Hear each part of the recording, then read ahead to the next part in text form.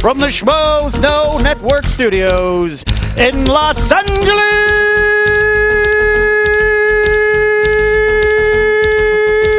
California.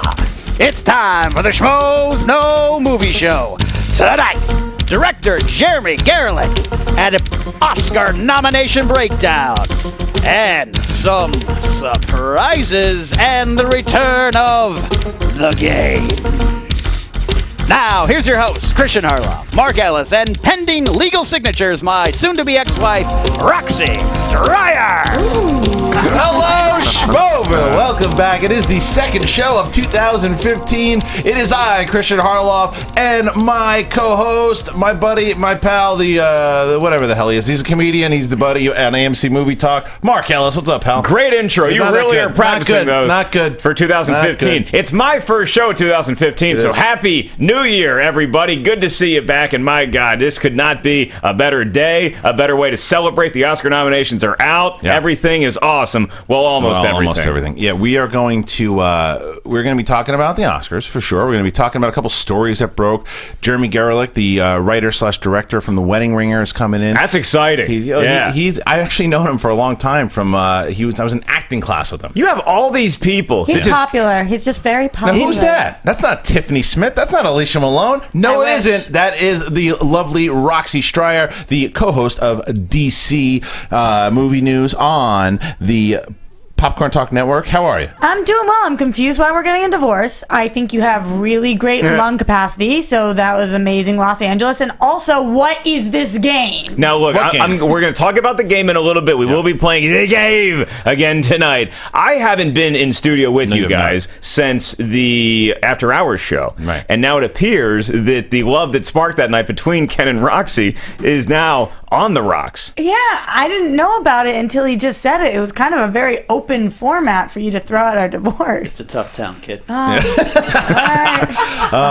it's going to be pretty exciting tonight because we're going to be breaking down our overall thoughts on the Oscars. Speaking of a tough town, yeah. Yeah, well, I mean, there's a lot of stuff that happened today. You and I, we talked about it on AMC Movie Talk. I did, and then you... This morning, then we also talked about it on Heidi and Frank on 95.5 FM if you're in Southern California. But we're going to get the whole crew's take, and we're going to get your take. So as you guys know, if you're brand new, if you've never watched a show before, we're active with you guys on Twitter, so go and hashtag SchmoesKnow, be a part of the conversation tonight. We're going to have a couple of you guys call in as well. And there is a live chat, whether you're watching on the live stream, youtube.com/SchmoesKnowPodcast, or go to the Facebook page. There is a group that you guys started. We don't run it, just the fans run it, called Schmoville with exclamation point. And go there, go be part of the live discussion, and let's get this shit started. Yeah, I'm really curious, and obviously I want to get your guys' thoughts on this too, and their whole cruise as to just how you feel. What is your stomach doing to you right now after you saw the Oscar nominations list? Because look, by and large, I think they got it right, but there's a few things we're going to talk about. We're going to have a heated debate. It's going to be a lot of fun, and in the end, what does it mean? Nothing, because it's just a statue given to already famous people. Well, but for the business that we're in, it's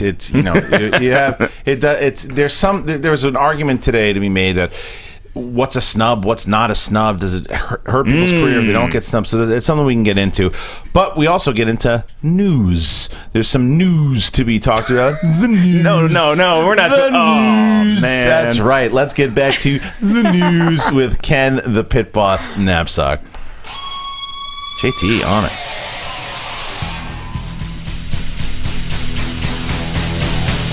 I'm Ken Knapsack, and these are your Schmoes Know headlines, brought to you by SchmoesKnow.com, your source for movie news, reviews, and clues. The nominations for the 87th Annual Academy Awards were announced at an ungodly Pacific time zone hour this morning. And finally, white people are getting the recognition they deserve.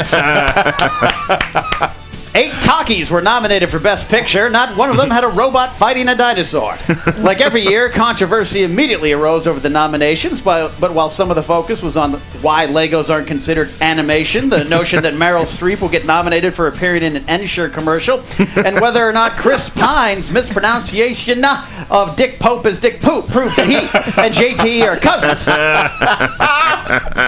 The major focus was on the startling absence of Selma director Ava DuVernay and David Oglio for the Best Director and Best Actor categories, which speaks to both important national conversations about gender and racial equality in Hollywood and, well, life.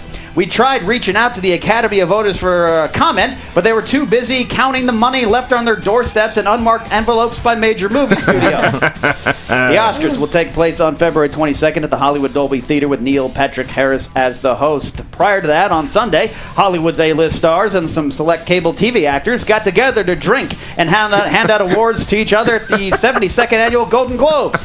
Big winners included anyone who always thought Jeremy Renner looked like a creeper, as well as Richard Linklater in his film Boyhood, The Grand Budapest Hotel, and veteran actors like Michael Keaton, J.K. Simmons, Patricia Arquette, and Julianne Moore, and fresh faces like recent Schmo guest Eddie Redmayne and Jane the Virgin star Gina Rodriguez. Some shockers of the evening were Birdman losing to The Grand Budapest Hotel in Best Comedy, The Lego Movie losing to How to Lose Your Dragon in 10 Days for Best Animated Movie, and Bill Murray not falling over drunk. For the full results of the award winners, go to schmoesno.com. For those wanting a full list of the fashion winners and losers, might I suggest a better hobby. The team behind Gone Girl, Ben Affleck, writer Gillian Flynn, and director David Fincher, are set to re-team on a remake or retelling of the 1951 Alfred Hitchcock film Strangers on a Train, itself an adaptation of Patricia Highsmith's 1950 novel. This means that an entire generation of young movie fans will need to be taught what a train is.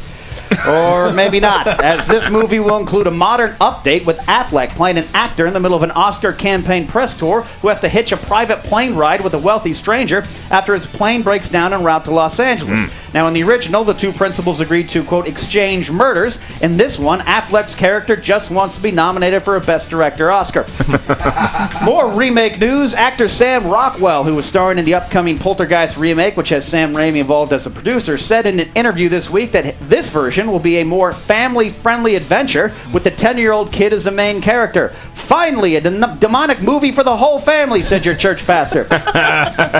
It hits theaters July 24th. And even more remake news. A new version of The Exorcist has been greenlit and will now be a hilarious story of a young girl homesick with one hell of a flu. Variety is reporting that John Krasinski, known worldwide as Jim Halpert on the American version of The Office, is set to star in Michael Bay's film 13 Hours, based on Mitchell Zukof's book of the same name about the tragic and controversial Benghazi attack of a CIA station in Libya. Except in Michael Bay's version, the attackers are just hot chicks in bikinis. Rock music, smash cut, explosion, and fade to black. Nailed it! Chuck Hogan, writer of The Town, is set to pen this script. James Cameron has pushed back the production of the Avatar sequels, all set to be shot at the same time by 1 full year. Cameron called the writing of the three films a very involved process, and that the original 2016 release date might have been too ambitious. He is hoping to have 3 scripts completed at the end of this month, just as soon as he finishes rewatching Dances with Wolves. Nice. Breaking late today, Tom Hardy has dropped out of the role of Rick Flag in David Ayer's Suicide Squad. Oh no, what a tragedy, said the people of Nigeria. According to our pal Jeff Snyder at The Wrap, the production is eyeing Jake Gyllenhaal as a possible replacement. On Monday, Marvel released the latest and greatest trailer for Avengers Age of Ultron, which explains why your 40-year-old husband spent the evening locked in the bathroom with his laptop and the lights off. Like the first teaser, the trailer has just the right amount of superhero action and dark, haunting dread, including the amusingly harrowing cover of I Got No Strings. The film is still set for a May 1st, 2015 release date, while your husband has agreed to go to counseling. And finally, there were many major reveals to emerge from the Sony hack debacle, such as the dangerously casual racism being a fun hobby among Sony heads. Women are still disgustingly underpaid compared to the male counterparts. And the government was really quick to blame North Korea, almost igniting World War III over a straight-to-video quality comedy movie. But the most important thing was that Sony and Marvel were this close to signing off on a trade in which Spider-Man would join Marvel in exchange for a Marvel-assisted Spider-Man standalone movie for Sony, cash, and a player to be named later. Well, those praying to Thor to one day see a good Spider-Man movie received some hope this week in the form of a blockbuster scoop from our friends at Latino Review. They claim that the deal is still a go, the trade is still on, and Spider-Man will appear in 2018's Avengers Infinity War Part 1 and then 2019's Part 2. The scoop also detailed some serious plot information for the movies leading up to the big studio crossover. It also put forth the notion that a new actor will be called upon to portray the plucky web-slinger. Sony or Marvel have yet to officially comment on the news because they're too busy trying to find out who leaked this information and bury them in the desert next to the Amazing Spider-Man 2.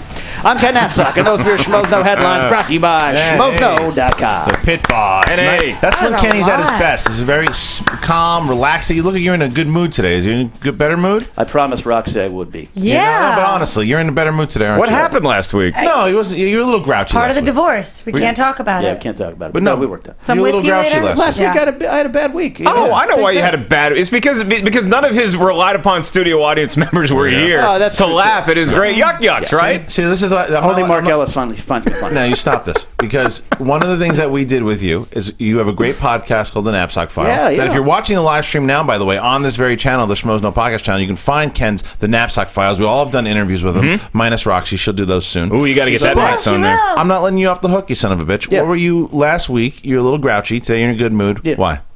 I had a very tough week, and I've come here. There's a lot to talk about. So when there's a lot of movie news, I have a lot to bite into and spit back out at y'all, and it was fun. Well, it's nice to have you back. Oh, thanks, man. All That's right. good. Now leave. He's right. It was a ripe pickings this week for He was movie good. news. No, it was yeah. great. There's a lot of stuff, and let's get into it because we do want to spend enough time on the Oscars today. But there's a couple big stories that I'd like to talk about. Some of these stories we actually talked about on AMC Movie Talk. So if you want to see Mark and I talk about like the Avatar story, you can go check out Yeah. a few of those episodes this week. But first of all, just one correction, Ken. Chris Pine did not call the guy Dick Poop. It was actually the president of. Yeah, I'm just telling you because poor Chris Pine has been getting the JT comparisons, and it's actually this lady. But Dick Poop calling the guy, said Dick Poop. called the guy. She caught herself, but she goes, it was, and that's the easiest name. It was Dick Pope. Yeah. and the next nomination, Dick Poop. Oh, Pope, and you can hear her go. You know what? Since this week's episode of Girls, everybody just has that on the brain. Oh, you man, know, poor man. Allison Williams. It would have been fine if she had mixed it up with like pop or something, but just the fact that she went to the poop. Straight to the chute. Unfortunate. Hashtag Dick Poop. Now, Good hashtag. but that was a funny thing. The first thing that I want to talk about, which is kind of the big story that we know, and look, you were on the show last week, and John Campea has a very strong opinion on sometimes when websites report on certain stories that may or may not be accurate. And I agree with him in the fact that I think that it should always be made clear to an audience of whether or not something's confirmed, whether it's a rumor or is it speculation. I don't necessarily agree that websites shouldn't post that because especially for what we do on these shows right now, we talk speculation. So, and I think that for me, one of the biggest speculation stories that you're going to hear out there is the Spider-Man going back to Marvel. Yeah, I first of all, I have no problem with rumors being reported as long as it's being reported as rumors. I think that the term rumor has gotten a little bit too good of a rap on the internet because sometimes rumors end up being true. And so now when people see rumor, they assume that it's eventually going to happen. The ink just isn't dry yet. That's not always the case. This could be total crap, but because it's a rumor, it's fun to speculate on this stuff. You know, we're not dealing with life or death. We're dealing with what movies do you want to go see next summer. And I think it's exciting to talk about the possibilities of that. All right, well, let's get into this thing. Here's the question for both of you guys, and for open it up to the crew here as well. Is Spider-Man going to go back to the Marvel Universe? It's been rumored for a very long time. These Sony leaks certainly seem to leak that as well, too. And now our buddy El Miimbe over at Latino Review seems to make it that it is a clear-cut deal. And I want to talk to Mark Riley, our editor-in-chief at schmoesknow.com first, because he was on it. Got to our writer, I believe Alex Welch wrote the article, and you were on it. You heard, what's going on? Give us a breakdown of what Latino Review is here saying, and then give me your thoughts on it. All right. Well, they're saying that the Spidey Summit that happened between Sony, that they did make a deal for Spider-Man to go to Marvel, appeared that it was too late for Civil War. They're going to put him in Infinity Gauntlet Part 1. New actor, new everything. Reboot it, 50-50, some kind of plan. I said that I don't think Sony would ever get rid of Spider-Man. These rumors now, there's so many of them. I think it's true. You're starting to think it's a Gerbil story with Richard Gere. Yeah. Well, that wasn't true. I know Richard personally. No, I think where there's smoke, there's fire, and so many people are reporting it. Latino Review has such a good track record that if they're reporting it now, I think it might happen. Plus, if you look at what Sony's going through, they have to rewrite the ship, and this can do it. But what about the question on the table right now that Spider-Man is going to appear in Infinity War Part 1? So how do you feel? Do you think that's going to be the case? And if that is the case, if you do think that is the case, does that now mean that there will not be a Spider-Man 3 on the table? If he is appearing in Infinity Part 1, then no, there's going to be a reboot of Spider-Man. Period. Yeah, because they're saying there's a new actor. But would that be after? Would that be after they make? Because there's also reports that they're going to be filming Spider-Man 3 in Atlanta as early as March. They were doing some casting or stuff like that. So I don't know. You just wonder. Here's my take on this whole thing: is that I think that a lot of times momentum it's just as important as it is in sports. Is once you get enough momentum, that's what it seems like we're turning towards. Like now, this is not the same situation as when everybody thought Batman v Superman was going to be split into 2 movies because of a screenshot. This seems like there's more substance to it. And to that end, I think the first question on the table is, how is Roxy Stryer doing today? Because not only did her favorite movie, The Amazing Spider-Man 2, not get nominated for Best Picture, right. Yeah. you might be losing your boy Andrew Garfield, who I also think is fantastic as Spider-Man. You know, I think that Latino Review has a really great reputation, like you're saying. They haven't steered us wrong yet, so I have to believe they've been off a couple times. Not They're many 50-50. times. No, 50-50. Yeah. I would say they're way better than that. A lot of their rumors turn out to be true. Umberto gets absolutely. Listen, I have nothing but respect for that dude. And he knows that, and he and I have gotten in many conversations where a lot of his stuff has been like this business in general. Just look, we've been pretty good with our scoops, but a lot of times you're going to get them wrong when you're doing that much. That's true, of course. I just think that they tend to be right. I would give them way more than 50-50. And honestly, I'm really upset because I love Andrew Garfield, but nobody else likes him. Nobody likes him. I mean, they like him as Spider-Man, but nobody's liking him, so I understand what they're doing. And Sony's back is against a wall right now. Yes, I didn't think they would give him up either, but what choice do they have? They're screwed. Yeah. I just want Aunt May. 70-30. I want Aunt May to be an Infinity Gauntlet. I think that what you need with Spider-Man, here's the exciting thing to me, is that if we can spin this towards what would kind of be cool, is I think that if he is an Infinity Gauntlet, which I think he will be at this point, there's just too much momentum going to that story. Yeah. What would be cool is if you can't shoehorn him into Civil War now, right? But what does Marvel love doing? They love planting those after the credit Easter egg scenes, and oh my God, what a nugget it would be if you saw Spidey. Yeah. That's probably going to happen. That you'll get the nugget. But here's why I think this is going to happen, and especially in Infinity Gauntlet, because by the time you get to Infinity Gauntlet 2, we'll all be dead. We're probably close to it. But by the time you get there, it's going to be wrapping up the storylines to a lot of these characters that we're involved with now, the Tony Starks and Thor and all that. So you're going to need someone leading the charge into a whole brand new set of movies. And if you need someone leading the charge in Phase 4.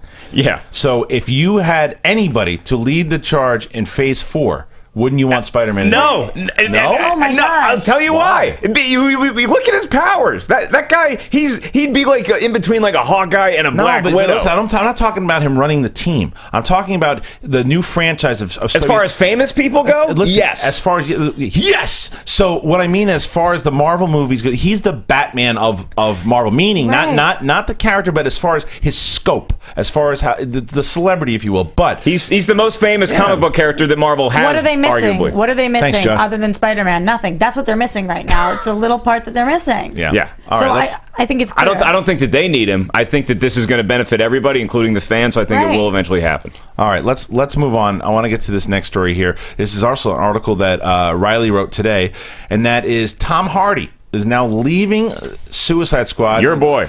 Yeah, he is. He's leaving. So is this a big deal? No, I'll start with it because I want to throw it to the DC girl in a second here too. But for me, I do not think it's a big deal. He's great. He would run a lot to the role. But from what they're saying, the reason is because he's on The Revenant.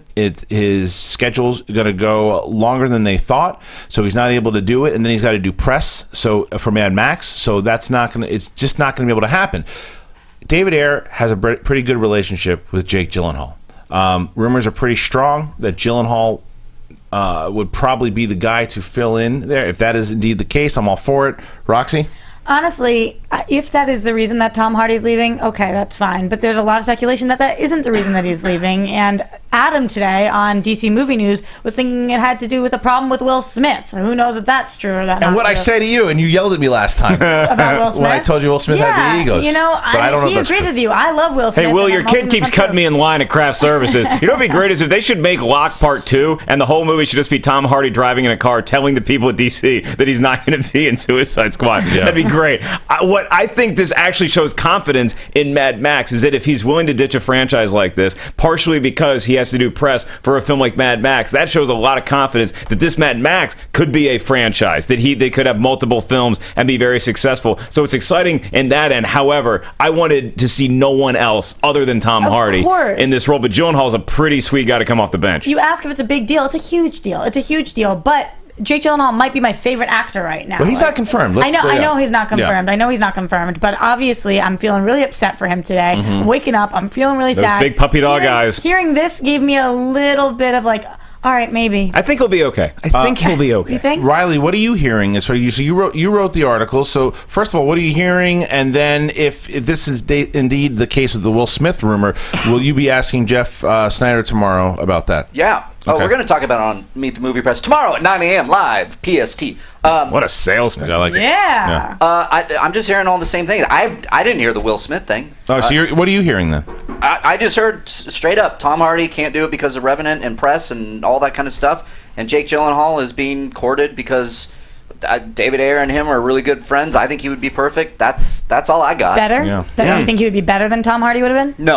No. But I love Jake Gyllenhaal, and I'm as upset as you are. We'll probably talk about that. Yeah. So, but if you're gonna lose Tom Hardy and gain Jake Gyllenhaal, what I said in my article kind of crosses it out. I think it's great. Well, let's all do this. When he gets to the studio, when Josh McCougar gets here, nobody tell him because he still thinks that Tom Hardy's playing Bane in Suicide Squad. So just nobody let that cat out of the bag. Can we just not tell him ever?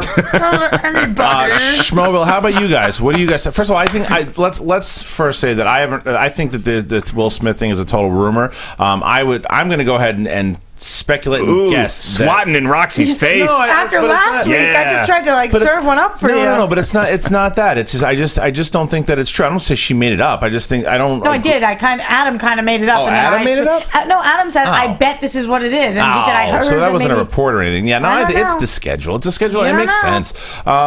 I would go ahead and say that, but you guys go ahead and hashtag Schmoes know. What do you think? Do you think Tom Hardy leaving is a big deal? And would you like to see Gyllenhaal take over? Yeah, give us some new names. If you don't want Gyllenhaal in there, who do you want? Give us some suggestions, and then we'll make that happen. We'll make that movie for Oh yeah, you. you're gonna make a call. I'm going to do it. I know someone who knows put someone? Spider-Man and Marvel. Yeah, I want to read some tweets from Schmogel right now and see what they're saying out there on the board. At Outlaw Noah says, honestly, I like Gyllenhaal for the role more than Tom Hardy. Someone said Brad Pitt for Rick Flag in the comments. I'll take that, and that was from at It's a Christian One. Let's see. Is that you? Was all take Yeah, that I part of the tweeted- I comment, or tweeted are you ourselves. saying you take that? No, this is somebody else. At Schlick51, I'm with you. I was thinking the same thing. Spidey would be perfect after Infinity War Part 2. And then lastly, at BizGamer9, Tom Hardy can do other superheroes and villains, so this does not make me disappointed. He's already done a villain, too. I Yes. mean, look, the guy just... I think that this is a scheduling thing. That's what this sounds like to me. Yeah, it also opens up to maybe he eventually could pop up in whether it be in a Marvel movie or a Star Wars Isn't movie. that an interesting thing, though, for an actor to think going forward is like, man, I got offered this sweet deal with this DC movie, but you know what?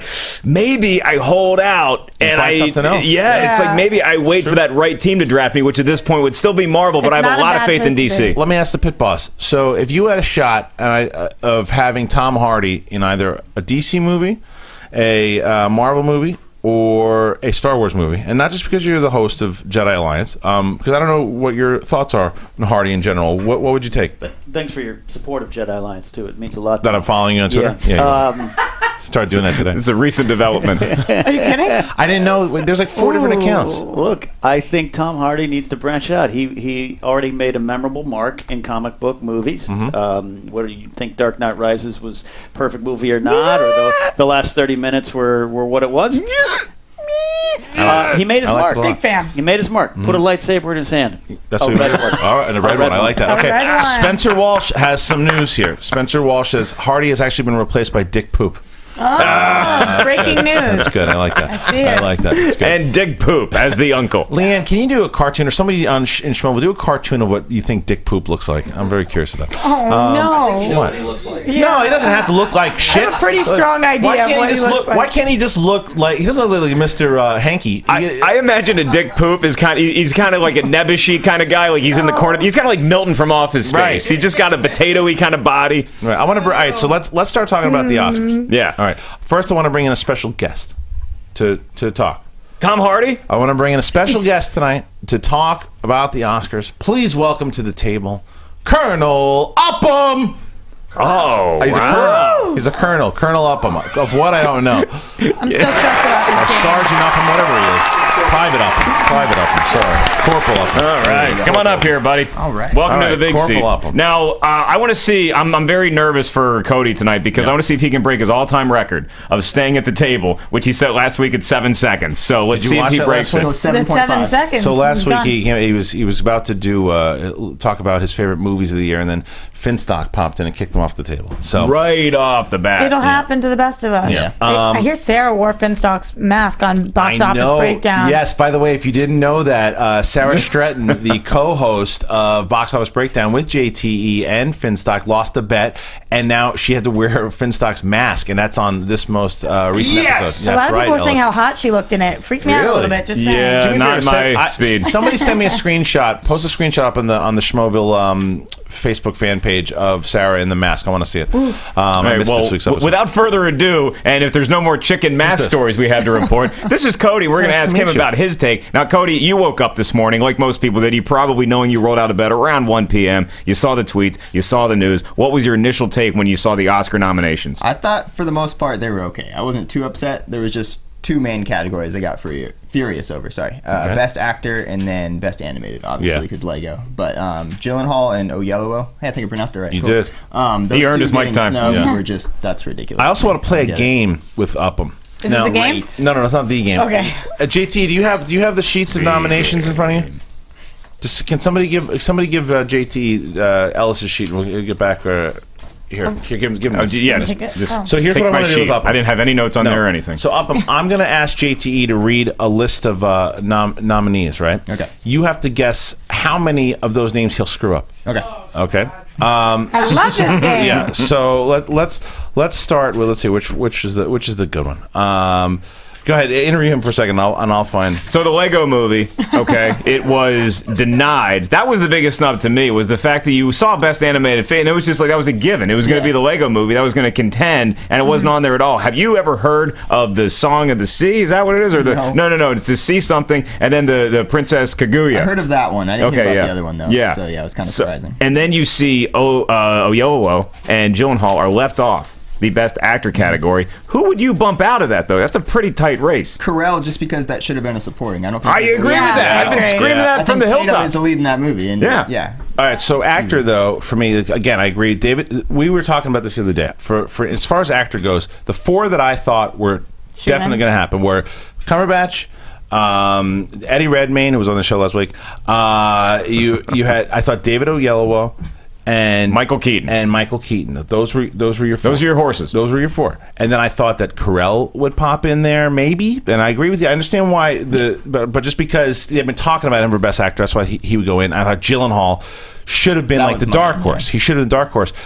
But then Bradley Cooper comes in there out of nowhere, and to Finstock's credit, he called it last week, which I'm shocked that he was nominated because he was fine. He was good in the movie. He was good. I thought he was great. I thought he deserved the nomination, to be honest over with you. Gyllenhaal. Yeah. Really? See, Yeah. I think they're neck and neck. I don't know if I can sit at the same table with you right now. I'm like outraged by this. He's my number one. I think Wow, he's the best number actor. one? Yes. wow. Gyllenhaal? Yes. Over Yes. Keaton. Right there with Yes, you. and I Wow. thought Keaton was amazing. Okay. I thought he was. The performance was unbelievable. All right. I can't believe it. All right. I cried a little. All right, JT, I want you to look at the achievement in That's how I music feel. written for motion pictures. Okay? This is, what you're about to do is very mean. It's the best. It's very mean. best. Kinda Now, funny, Cody, though. there are 1, 2, 3, 4, 5 nominees. I want to get a look at these Yeah. I names, wanna see too. too. Well, no, you can't. Yeah, you can't look, yeah. How many do you think JTE will get? How many will he mess up? 5 names. For achievement in music, This one here. Sorry. for achievement in music, written for motion pictures, the original score. How many will he get right? How many will he get wrong? I think you're going to mess up a solid 3. Solid I'd say. 3. Yeah. All right. Okay, now I'm going to tell you this too: is that you got one guy he got nominated for 2 different things, so that's going to be It's going to be interesting to see how that plays out because Jete, not the best with names to begin with. Will he can mess he it up a rebound? second time? Can he Okay. rebound? Yeah. All right. Go ahead, JTE. Oh Jesus! And please say the name of the movie that they're nominated for. All right, hold on. Here we go. Here we go. This is gonna be something. Hold on to your butts. All right, Grand Budapest Hotel, Alexandre Desplat. I think that. Alexandre Desplat. I don't know. Am I wrong? 0 for 2. 0 for 2. Alexandre Desplat. That's right. Okay. Next. Sound good. All right. Next. Hans Zimmer. Okay. I know that one. For Interstellar. Gary Yershon. That's right. That's Okay. good? Uh-huh. It all hinges on this. It's the just next the one. inflection, though. He's like, "You're sure?" Jesus. This one I know. Gary? All right. Johannesson. Johan. I hate you all. So good. You know what's awesome? Dick poop. Johan Johansson. You know what's great is that like Jete is not the horse anybody would bet on in this anyway, Right. and he still manages to stumble out of the gate spectacularly, even more than you thought. Like nobody thinks that you pronounce the J. in that- Johan. It's Alexander, by the way, not Dre. Alexander Dre. Oh my God! Yeah, Did that he get was. none? Was that 0 for No, 5? he got Hans Zimmer. He got Hans Hans Zimmer. You're right. He got 3 Yeah. wrong. And You're he right. got he Good got job. half credit on Gary Nice job, Yershon. So Bob. well done. Well okay, done. Good job. Yeah. Okay. He put the Now you- question mark at the end of all their names. Now you talked about animation. This is by far, and I don't think anybody disagrees here, that this is the biggest snub in recent Oscar history. Everyone thought that the Lego Movie was going to win the damn thing. I was upset. Can I put a positive spin on this real Yeah, quick? hit it. Though, is because those 2 movies, one of which the title I got right, and the other one I can't remember what the movie is that those movies nobody had heard of what those movies were, or very few people outside the film industry knew what that was. Right. And so now those films get some recognition, and that's a cool thing. The Lego Movie doesn't need an Oscar push to be successful. That thing's already been making $1 billion That's not the point worldwide. of Oscar nominations. I get that, but it's nice to have some more competitors playing in the field. But no, see, I'm not going to go with you on that one. I disagree because there are lots of movies that have won, that have made a lot of money, and there are a lot of that's not a way. Is it, congratulations, your movie made a lot of profit and it's really good, but because you made so much money, you're out of the race. I've been tweeting about it all day that I think that if the Lego Movie was made of Lincoln Logs, then that thing would have been winning Best Picture. But alas, They made themselves a Lego Oscar. Did you guys see that tweet? I did, Yeah, The it was a director good one. tweeted it, yeah. Yeah. So it's and by the way, if you haven't seen the screenshot for this show tonight, Leanne Licotte made a great screenshot for tonight's show with us as the Lego characters. It's a lot of fun. I love being Batman. I'll never say no to that. Just a little nugget for when you guys are filling out your Oscar pools. I'm going to give you a hint. Best animated short film. If you did not see Big Hero 6, the movie that came before it, the short called Feast, I think that's got to win the Oscar. I haven't seen any of the other ones. I can't imagine they're going to be better than Feast. And that cute little dog watching his master go through an entire relationship. All right. Oh, that's a good one. Actually, that was a good one. Thanks for tuning in to me at the end. I got it at the end. I could literally see the antenna hit the frequency It's at like the end. it's like seeing friends with like, get there faster. So predictable. He's talking about a dog. Pizza. JTE. Now I can guarantee I know what your biggest snub was, and it wasn't either one of the ones that we were talking about. It's going to be a name he can pronounce, or he's not going to No. say David Oyelowo. Can I guess, JT, what your biggest Yeah, snub you was? could go ahead, guess. It is the Roger Ebert documentary. Yeah, you nailed it. So tell me about know it. him so well. What were you thinking? Well, I know how much he loved it. I know how much of a film fan he is, and as much as I break his balls, he's one of the most knowledgeable people on this show when it comes to film. So I know that he had seen that before anybody. It's called Life Itself as a Yeah, documentary, yeah. and I've seen it too. I watched it on an airplane coming back from a gig, and it was great. It was fantastic. It was a really nice insight into Roger Ebert and his relationship with his wife and Gene Siskel. And Jete, why would this thing get nominated?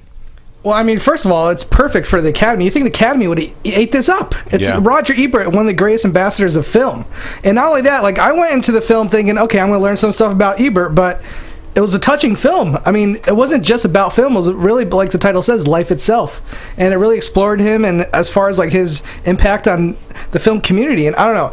I didn't see a lot of documentaries this year, but for me to put documentary in my top 10 of the year, I was really impressed. No, you've been raving about it. Oh, too. it was in your top 10 Yeah, as a it movie. was. I'm going to read you guys what the best documentary feature, what actually made it into there, okay? You have Citizen 4, Finding Vivian Mayer, Last Days in Vietnam, The Salt of the Earth, and Virunga. Now, I've heard of Virunga and Last Days of Vietnam. I heard they're both fantastic. They're both stellar films, and they deserve to be on there. I'm not familiar enough with the other ones, and that's what you spinning this forward towards when we all are going to fill out our Oscar pools, is that it gets a little tough when you're looking at these categories and you're like, I've seen all the best pictures, but I haven't seen all the best documentaries or the best, Right. I don't know what sound mixing is. I don't know how that process works. Yeah, You got to go watch them then.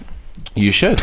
Or study sound mixing. And do that really quick. You got till February 22nd. Got to enroll into Fry. At Why the Hector says, hey, dude, getting mad. Roxy getting mad at Jake Gyllenhaal's snub is insanely hot. So there you go. You get hot more. Yeah, just get. His name is Flashing. Hector, and he got the Twitter handle. What the Hector? That good. guy was on Good. Twitter early. He started. He started Twitter. Well, Yeah. Yeah. Let's see. I mean, the big ones for me, like I said. what got your goat this morning? Nothing. No, it did. It was absolutely the Lego Movie was the big one for me too, and the actor. Like I thought, David Oyelowo should have absolutely been nominated. The guy was incredible. He became. My thing was, and I've said this already, and I said it on AMC. We did a whole Oscar special on it. For me, and I fully acknowledge that Bradley Cooper was really good in that movie. However, I think that what Gyllenhaal did. You look at Gyllenhaal. His eyes switch, man. He just turned into another person. That's not Jake Gyllenhaal. That is that creepy fucking dude up there. You're just like, whoa. That is a guy that will go. He will step over people. You just got what he was all about. Let me ask you this. And with David Oyelowo, he became Martin Luther King Jr. So I just think that those two guys should have been the back and forth. But you look at this list, okay? Yeah. You look at this list, and there might have just been only room for one creep, where you have a guy like Carell versus a guy like Gyllenhaal, and which performance was better out of that? And I will agree with Upham 100%. Carell, I felt like that was a supporting role. It was a supporting role, but if you are putting them both in that category, I still think that Jake did a better job than Steve Carell did. Yeah. I think he did. I think Steve Carell did a very good job. There were a lot of very good performances this year. Do I think that he had an Oscar-worthy performance? Maybe in a different year, not in this year, and certainly not against Jake, who wasn't even nominated. I'm just trying to be hot for our fans. Oh, now. good. Hey, Jete, turn the phone lines on because I want to get Schmoville's take on the Oscars. And we don't have to just make it a whole snub fest. What are you excited about that did get nominated? 424-253-0504. Let's go down the list here, Mark. Let's get some predictions going. Give us a category, and we will predict on who we think will win. All right, cool. This will play right into my rant, too, when we have the performance by an actress in a supporting role. Yeah. Where Meryl Streep is playing the role of Shaquille O'Neal. Because Shaquille O'Neal still gets voted into the All-Star game because it's a fan's vote, and people don't know that he's not playing anymore. I know Meryl Streep was in a movie. I know she was very good as the witch. It just wasn't an Oscar-worthy role to me. And if Helena Bonham Carter played the witch, right? And she played it just as well as Meryl Streep did, which she's capable of. She's not getting nominated. Yeah, course not. It's who's the name missing? recognition. Jessica Chastain should have been placed, even though she wasn't maybe the best. She just really didn't talk that much, but I thought she had a more powerful performance in A Most Violent Year than Streep did. Yeah, Who are the five? Yeah. The five for Best Actress in a Supporting Role are, like I said, Derek Jeter for Into the Woods, Patricia Arquette for Boyhood, Laura Dern for Wild, Keira Knightley for The Imitation Game, and Emma Stone for Birdman. Do we get to say who we're going? Let's go with Boyhood. ups. You Patricia hands down. Arquette's How gonna come? get it. Why? Just because there's like no momentum for any of the other ones. Laura Dern? That one's too surprising. I don't think that's enough momentum to win it. No one's really talking about Emma Stone too much, unfortunately, even though she was awesome in the movie. Same thing with Keira Knightley. I think it's Patricia Arquette. See, I agree with you. I think Patricia Arquette will be the winner, but I think if anyone could upset her at all, which I don't think will happen, but if it could happen, no, I don't think it's going to be the Street Monster. I think it's going to be. I think it's going to be Keira Knightley, if at all. Really? But, if at all. I think Laura Dern. I think Laura Dern's the one that could upset her, but I I think agree this with is that. Patricia Arquette's statue. But I agree with agree. the kid. I think that she just came out of nowhere too quick, and it was kind of like, okay, congratulations. But it's Keira Knightley for what she did, and she went back and forth with Cumberbatch, really held her own. She did, but what was so great about that role? Did you see what the woman originally looked like? Yeah. And she was able to do that performance? So, yeah. I just feel like it wasn't that great of a year for female roles for supporting. They were all fine. It was fine. you got Patricia a Arquette baker's was fine. wife in there. What are you complaining about? Yeah. They were fine. They did a great job at the roles they were given. None of those roles to me were like. So who wins? Who wins? I think Patricia Arquette wins. Okay. I think she does, and I think she did a good job with that role. That wasn't that crazy of a role. For 12 years. What, Debbie Downer today. That's true. Am I? That was really good. We should record that and play it more often. Let's talk to Schmoville here. All right. Hey, Schmoville, you're on the line. Who do we got? Hey, it's Matt from Indiana. What's up, Matt from Indiana? So what do we, out of the awards, the nominations that you hear today, it doesn't have to be something that you think was snubbed. It could be something you're very happy about. What stood out today when you heard the nominations? Whiplash for Best Picture. Yeah. I was very happy about that. Yeah. Do you think Whiplash has a shot, or are you just happy the fact that it got nominated? I'll say it's a dark horse. I think it has a pretty good shot at winning. Yeah. Okay, what did you like about Whiplash? Huh? What did you like about Whiplash? Are you in drum class right now in there in Indiana? I'm in my hallway at the dorm. My sister goes to Indiana. You Tell all your directing, sweet which mates I that I'll thought- buy him beer. Huh? Go ahead, yeah. Ellis is going to buy some beer. So cool. Yeah, I agree with you, man. I think that it's a movie that deserved the recognition it got. There are a couple other movies I could have seen. Thank you for the call, by the way. I think that there's a bunch of other movies that could have popped in there that I think could have, and that's Nightcrawler and Gone Girl. Those are two movies that I could have seen absolutely show up, and they didn't. But I'm glad Whiplash. Dawn of the Planet of the Apes. Yeah. There's no reason that couldn't have been in there. I mean, you got 10 slots. You only got 8 movies in there. I still don't understand why we can't have some fun with this and just put a cool movie like that. Or hell, throw a Lego movie in there. Let's break the bank and put an animated Guardians. film. Yeah. Put Guardians in there. Yeah. All right, let's Sure. talk. Let's talk about it on the table here. Who do you think will win Best Picture? This one is a tough one, I think. I think it's Birdman. You think Birdman for Yeah, sure? I think it's Birdman. Mark? You think Birdman Yeah. also? I was gonna go Selma, but since the director didn't get nominated, I know Argo won, but Yeah. most of the time that never works out. That's so hard, I gotta yeah. go Boyhood, I think. You think 'cause they have the Boyhood? momentum Oh, for Glorious, I'll yeah. be so bummed. I haven't seen Boyhood. Now I but know I'm that still- I'm probably going to be. I won't be bummed. I know I'm going to be wrong, but I've been predicting it and for some reason. I just have a feeling. I think that the Theory of Everything's going to wind up winning. What? No, I know. You're that your theory you're of so everything? staunchly supporting this movie that, all truth be told, I haven't seen this film yet. I think Birdman was the better film. I think Boyhood was even a little better. But There wasn't a storyline. there's just something about Theory of Everything. I think that the Academy is going to give it. I don't know what it is. I could be wrong. If but you I were probably will be if you wrong. were Oscar, Yes. who were you giving your statue to for Best Picture? Well, if Out he of was all- Oscar, who's he giving himself to? Yeah. If it was me, Who's he if I- devoting if I himself was to? if I was giving a You Reviewer award right now by myself, Yes. I would give it to Whiplash. Out of those movies, out of Whiplash, Even The if Theory you of could just Everything, spend one night with him? if it was American Sniper, Birdman, Boyhood, Grand Budapest Hotel, Imitation Game, Selma, Theory of Everything, Whiplash, yeah, Whiplash, no doubt. All right, you got to marry one. You got to spend a weekend with one. You got to nail one. This is not that show. Sorry. I would still give it to Birdman. I think Birdman will win it. I think they deserve to win it off those movies that were nominated. Yeah, I agree with that. I think that Birdman was it was such a feature like I'd never seen before. Same reason why I was championing Gravity when it was nominated. I was like, it was just a cinematic experience that I'd never had before, and it was so rewarding and different and impactful and memorable. I got to go Birdman. I got these fucking humps in the chat board called me out of my Circus prediction. I was wrong. All right, I was wrong. I thought that this would be the year that Andy Serkis got acknowledged for performance capture. Academy's not ready for it yet. You didn't say that recently though. I did. I said it I said it about a month, 2 months ago. I did. I thought that they would recognize him for what he did, the way, and I thought Toby Kebbell would be responsible for it, and I was wrong, and I knew I was going to be wrong over the last couple of weeks because there was absolutely no talk of him whatsoever, and all these other people that were great, and I understand why they're nominated. If the Academy, let's say the older portion of the Academy didn't see the Lego movie, they're certainly not going to nominate Andy Serkis. So I was absolutely wrong on that. But so you're right. Everyone's like, well, your theory on that was wrong. Yeah, Let's hit this one real quick too. Is performance by an actor in a supporting role? I don't think Whiplash has a shot in hell. I wish it would, but I don't think it does of winning Best Picture. But I think J.K. Simmons is running away with this race because you have J.K. Simmons for Whiplash, Mark Ruffalo for Foxcatcher, Edward Norton for Birdman, Ethan Hawke for Boyhood, and Bobby Duvall for The Judge. I think that's J.K. Simmons is in a walk. This is the only lock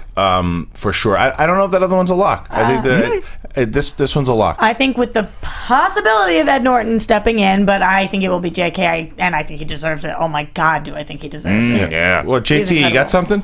Yeah, I didn't see The Judge. Do you guys think Robert Duvall deserves that nomination? Ellis and I are on different pages here. I think that he does deserve it because I think the movie was mediocre. But there's something that Duvall, for every time he's on screen, for me anyway, he brought a lot of life and he brought fresh air to every scene that he was in, and I was looking forward. I know where you're going with that. I know. There's one scene where there was no fresh air in that bathroom, covered in dick poop. Well done.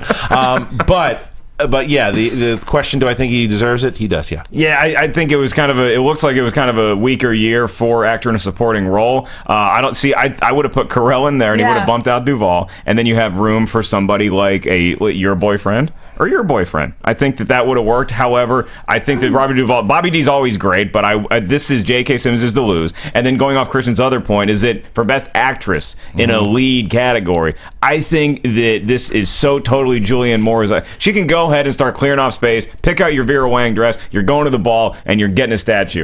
Listen, it is. She's the front runner. I don't think she's a lock because I think that Reese Witherspoon could easily slip in there. Rosamund Pike, you also like. Pike, but I think in order, I think Jennifer Aniston was another one who was robbed. Yeah. I think Marion Cotillard, even though I didn't see the movie. JT, did you see the Marion Cotillard movie?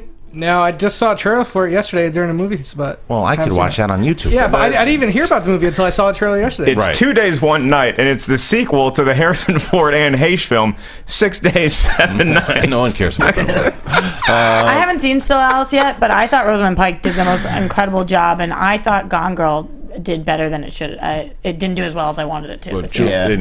Well, especially with David Fincher for directing. I was so on the fence with Gone Girl because I wasn't a huge fan of that plot twist with her character, but the way that she took that character over was definitely worth the nomination. You also have Felicity Jones and The Theory of Everything in there in the mix, but I think this is Julianne Moore's statue. And what do you think, Ups?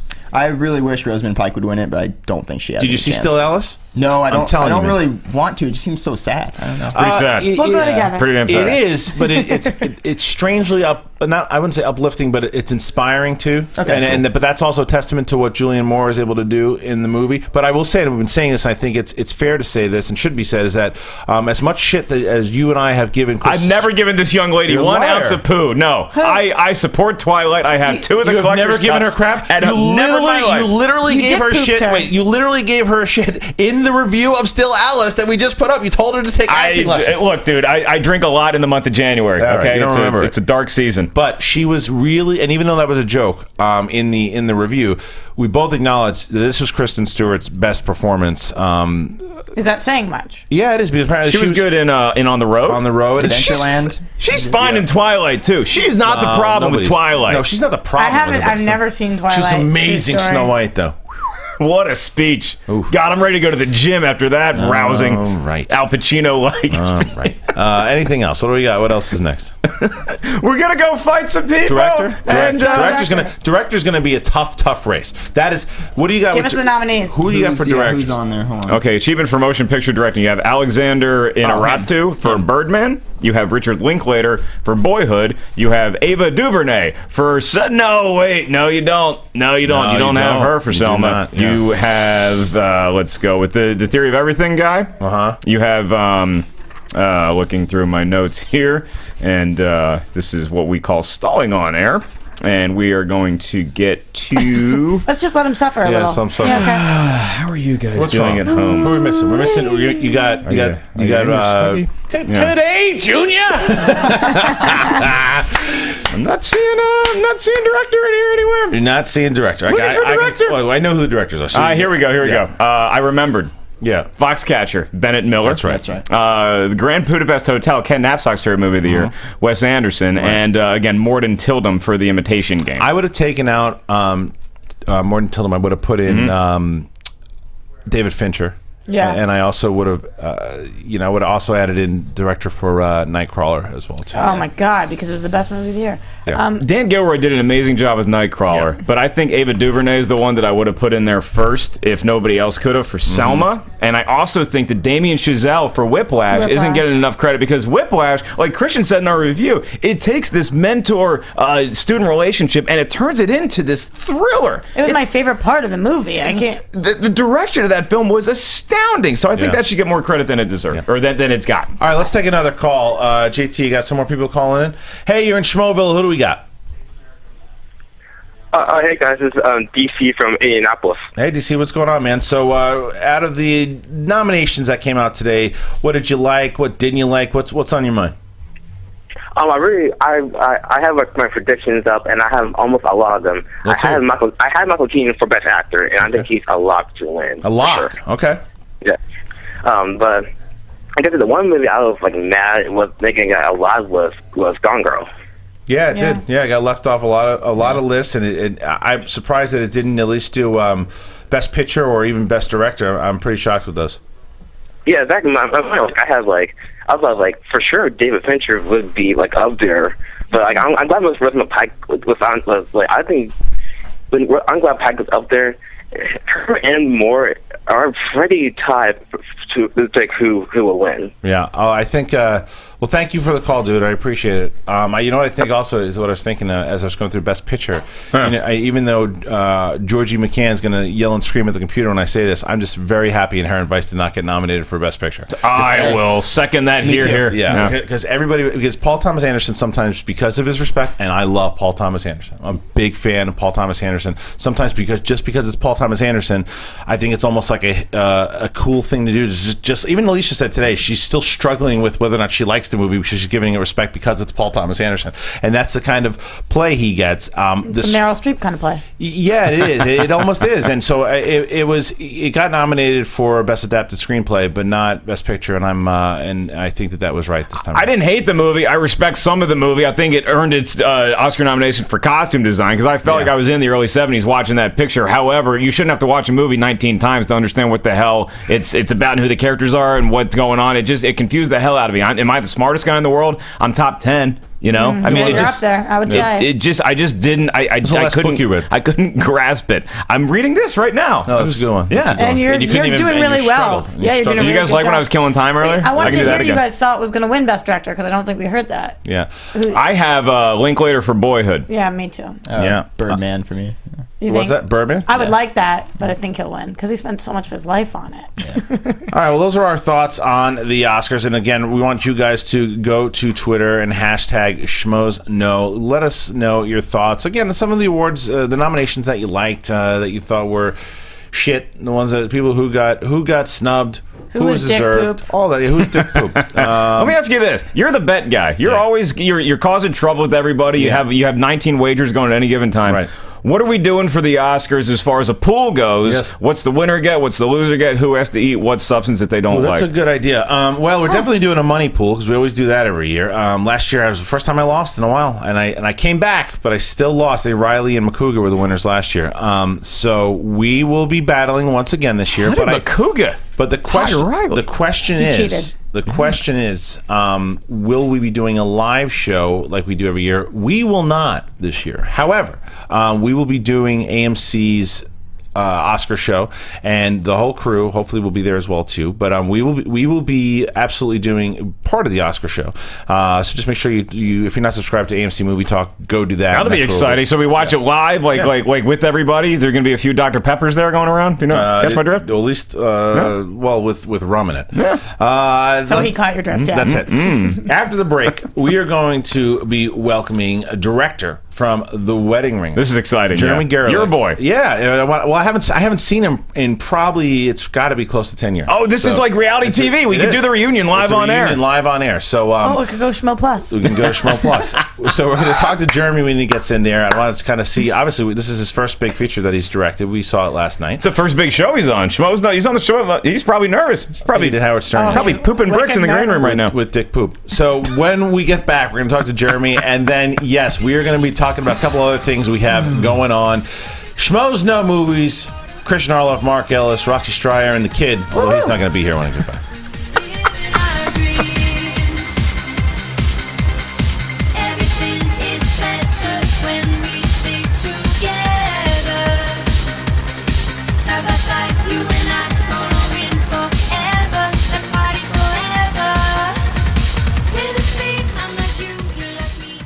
Hey guys, Maria Menounos here, and I want to share my newest book, The Every Girl's Guide to Diet and Fitness, with you. Basically, every woman always stops me and asks me how I lost 40 pounds, so I decided to put it all in one book. Everything I did to lose 40 pounds step by step, and how you can too, is in here. I did it with no time, no money, and no willpower, and now I'm going to show you how to do it too. You can pre-order it on Amazon, Barnes & Noble, Target, Walmart, wherever books are sold, and it's out June 3rd. So I hope you guys love it. I hope it helps you in your weight loss journey, and please, please tweet me and update me on your progress at Maria Menounos. Thanks.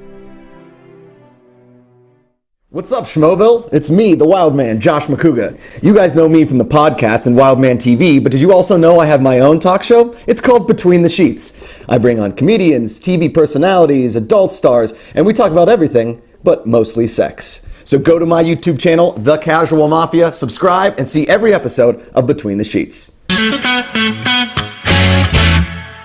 We done? Yeah, I'll be right there, sweet. Hi guys, I'm Sarah Stratton. I'm here with my wonderful co-host JT and Finstock.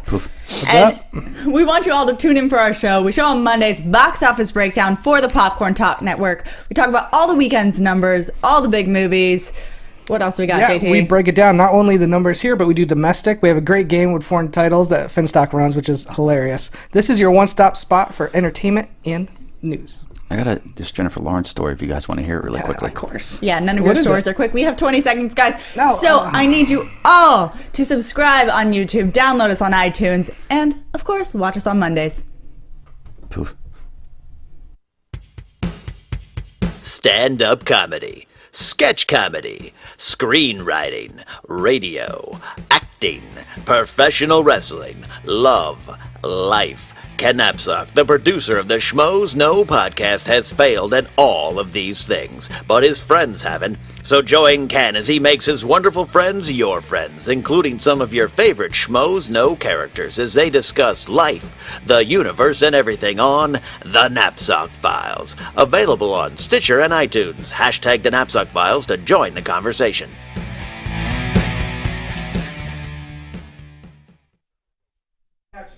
Hello, Profilers! Welcome to Profiles with Malone and Mance. Every week on Profiles, we celebrate and spotlight the greatest filmmakers, actors, and actresses of all time. We count down our 5 favorite films. We have little trivia, quizzes, special guests calling in. Basically, if you are a film geek like us, this is the show you need to be listening to or watching. This is where we get to geek out about movies and have fun and learn something in the process. Make sure you join us every single week with fun trivia. We have special guests calling in. We even sit down with special guests on camera. So make sure you go to iTunes and subscribe to Profiles with Malone and Mance. Rate and review us. That is very important. And you can see these beautiful faces of ours at youtube.com/Popcorn Talk Network. Go Profiles with Malone and Mance. Woohoo!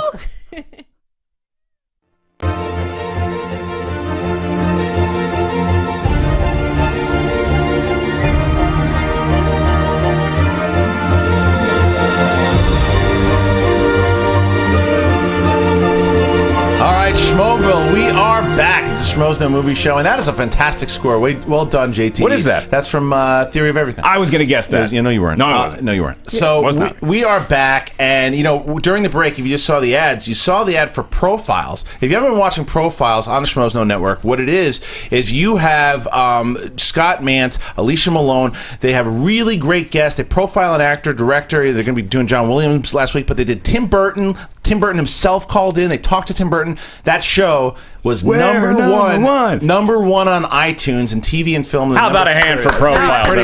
That's huge. huge. Number one. It's the number one, and it still is for about 4 or 5 days. They deserve it. It was an incredible episode. Mark, you got something to say before we introduce our guest? If you're in the Pacific Northwest, put down the meth pipe and listen up, because I'm going to be in Portland at the Helium Comedy Club next Thursday through Saturday. If you're in the Portland area, what state is that in? Oregon? It doesn't matter. Yeah, and then very special announcement, because I noticed that our guest, your boy, is wearing a New York Yankees hat, right? And I know you're from New York. A lot of people have been asking, when am I going to be doing stand-up in New York? Oh, yeah.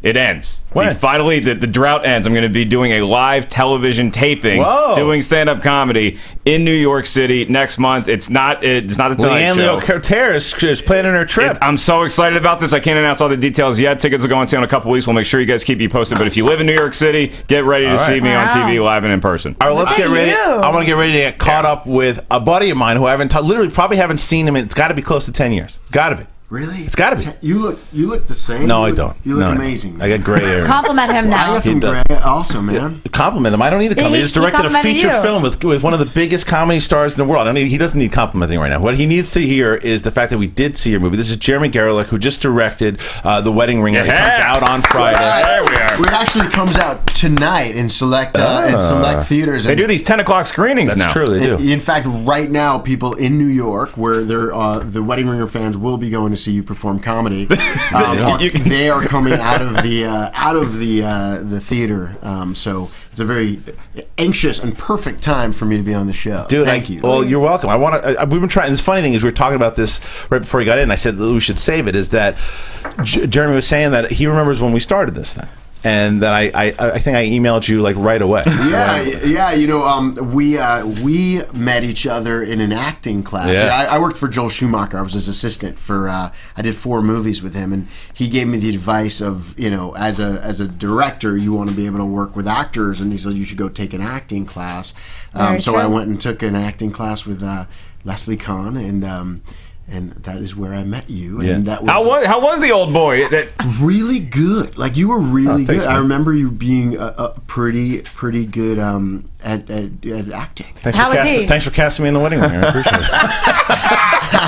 Dude, the review he gave you for your acting was like saying, shit, you got to meet her. She's got a really interesting personality. No, you were great. You were very subtle. You were really fantastic. That was fun. I mean, the truth is that for me, that class was it was so different from anything I'd ever done, and it was just It was intense. It was really intense. Yeah. But it was fun. It was a good time. I actually met some good friends there. Well, did you find then? So was Schumacher's advice valid? Did you feel that was something beneficial to your directing career? For sure. Now, I had taken, I studied theater in college, always wanting to be a director and a writer, and written a bunch of plays, but I'd never really done the acting thing. Right. And it was really helpful to be on the other side of trying to figure out how to deliver a line in the best way and how to be spoken to, so that when I turn around and speak to an actor, I understand what it's like to be on the other side of it. It's so interesting to me because you come from a theater background, but you're giving off, you have like a Tom Hardy and Bronson kind of vibe about you, you know? You just like to get in the mud and just beat the crap out of some people. How did it hit your friends, your peers, your family when you said, you know what, I want to go into the theater and I want to pursue film and directing and writing plays?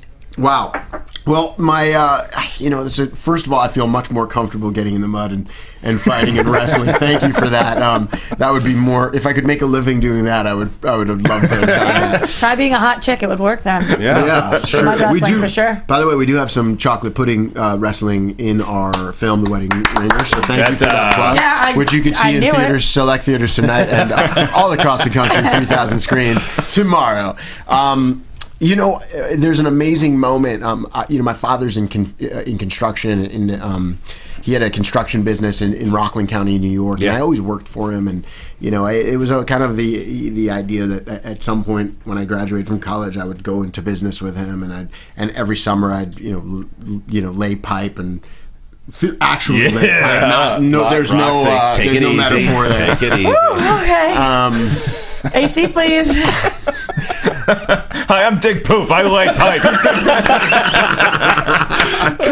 So you're going to take over the family business, and then you got to break it to everybody that, I'm going to go do this film thing, and I have this dream. I don't know if I can catch it. It's a pie. It's in the sky. I'm chasing it. Well, that's the funny. That's where I wanted to go, because I wanted to start with when you were in acting class. I think it was like 2003. It might have been that long ago. But I know you were writing, and so was The Breakup the first one that really hit for you? Well, there was a script that I sold while I was working for Joel Schumacher called The Golden Tux. Oh, and wow. So The Golden Tux I sold to Todd Phillips at Miramax. He had a deal with Miramax Dimension at the time. And I wrote it for Vince Vaughn. Jay Lavender and I wrote it for Vince Vaughn, and he wanted to do it. And that was my first big break as a writer. From there, I actually, Vince... They didn't want to make the movie at that time. They didn't want to make a movie about weddings. They didn't want to make a movie with Vince Vaughn. They didn't think he was a big star at the time. This was right before Old School came out. Yeah. And I just always loved Vince. Swingers when I was in college. That was the movie I went to see, and I was like, holy cow, I feel like I can do that. Yeah. You know, like every artsy film that I've ever seen, I want to kill myself halfway through them.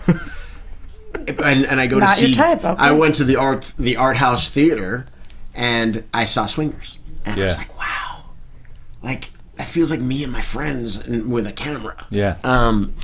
So I always just loved Vince, and so I wrote that with Jay Lavender for Vince. It didn't happen. He came to us and said, "Listen, I got an idea for a movie.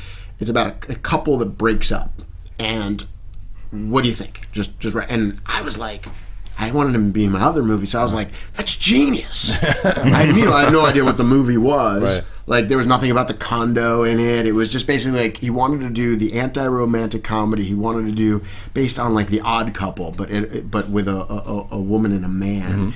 And it just so happens that I started dating my now wife at the time as the first real relationship I had, and I was kind of living with her in New York.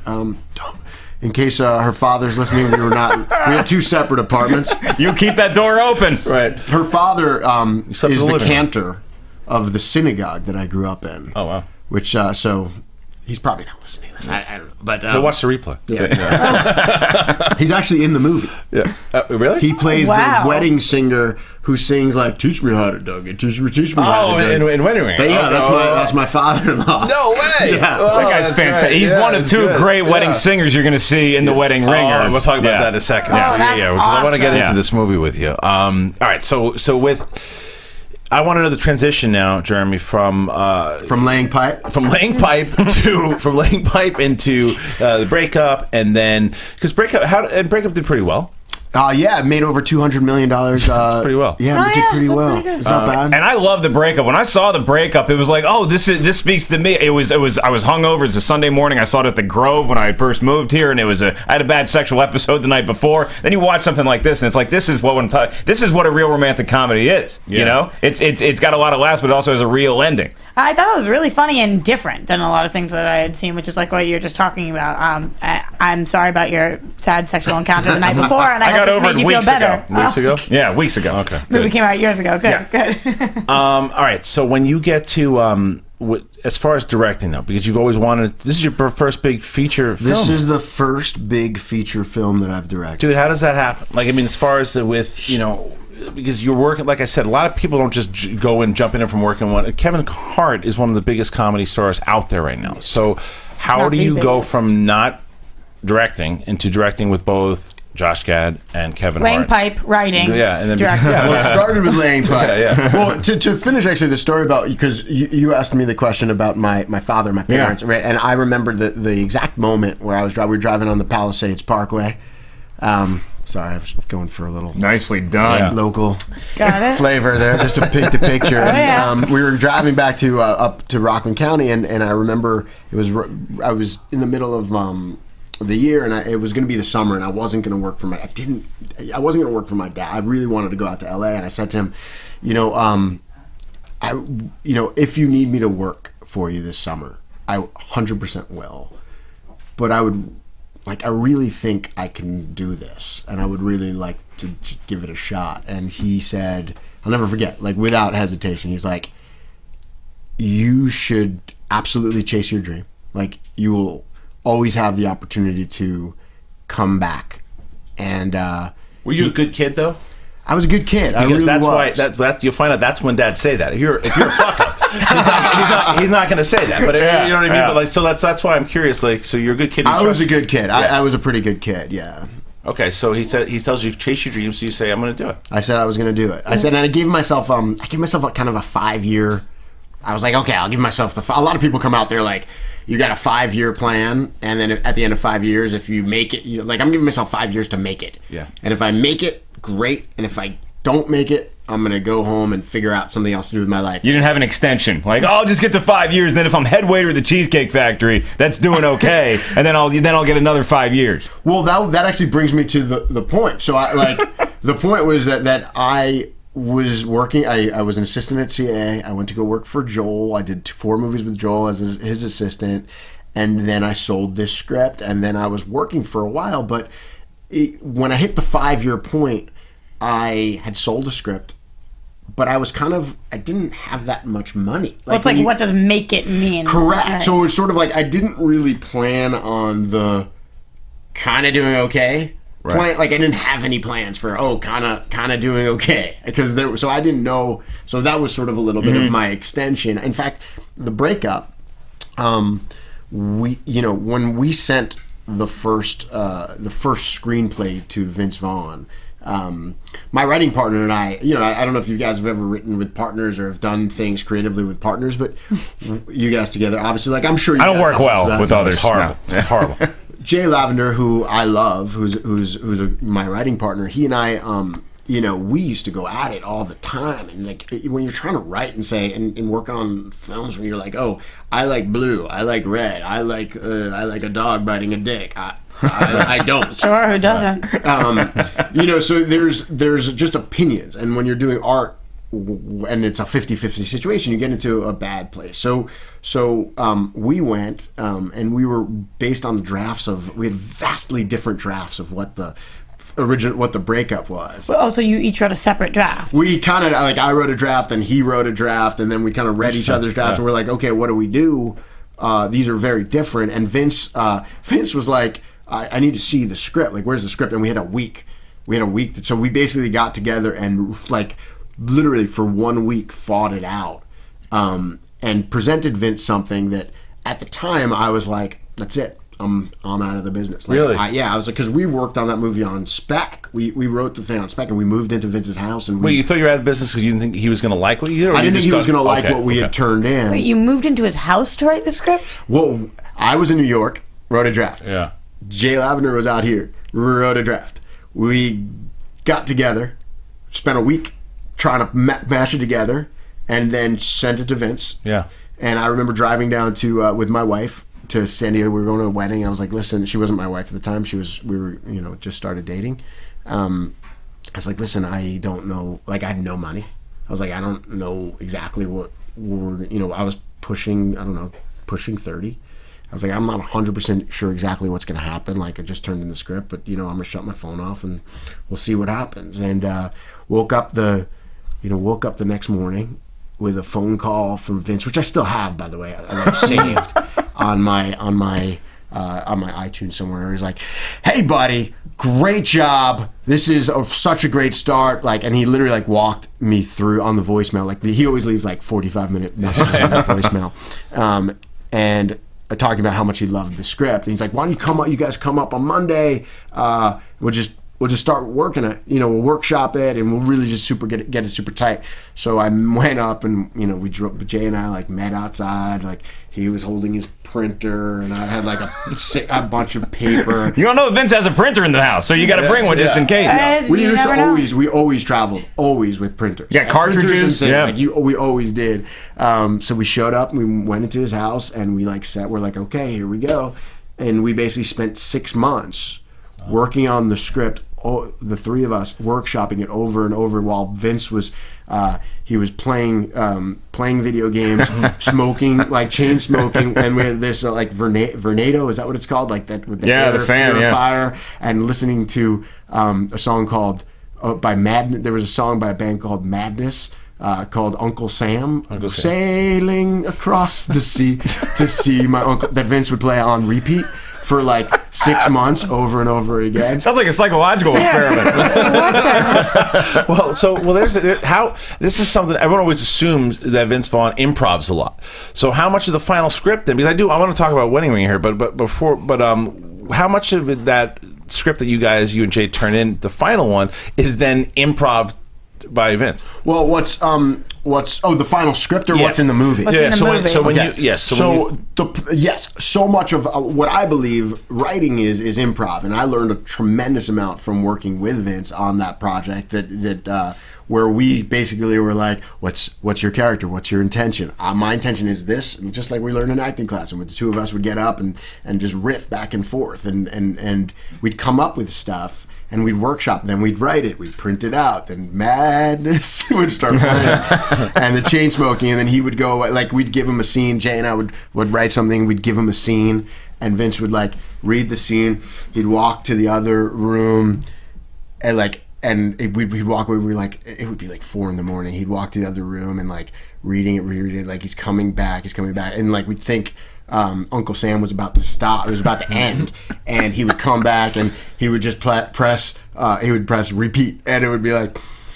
Was he trying to mess with you guys? Was it come again? Was it just when I hear that song, I literally like when I hear that song now, I start like going like that. Was it an inspiring song for him or something? Is that what it was? You know what it is? I think that creatively, like there's some, sometimes, and I do this also when I write. Sometimes there's a song that kind of locks into a specific part of your brain where you don't actually hear what's going on with the song. Just sets you in a place. It puts you in a place. Sometimes I like to do it with whatever I think that there's some song, like I'll listen to random Spotify while I'm writing, and I'll just sometimes like a song will come on and it'll be like, wow, this is a perfect song for this. Well, that's a good segue then into Wedding Ringer, because I know, because you and I talked back in the day about the 80s movies fans and stuff too, and there's a big one here, and that's Karate Kid, You're the Best Around, and it pops up. Great tune. Right away I was like, it took from knowing you and taking that particular scene, I went,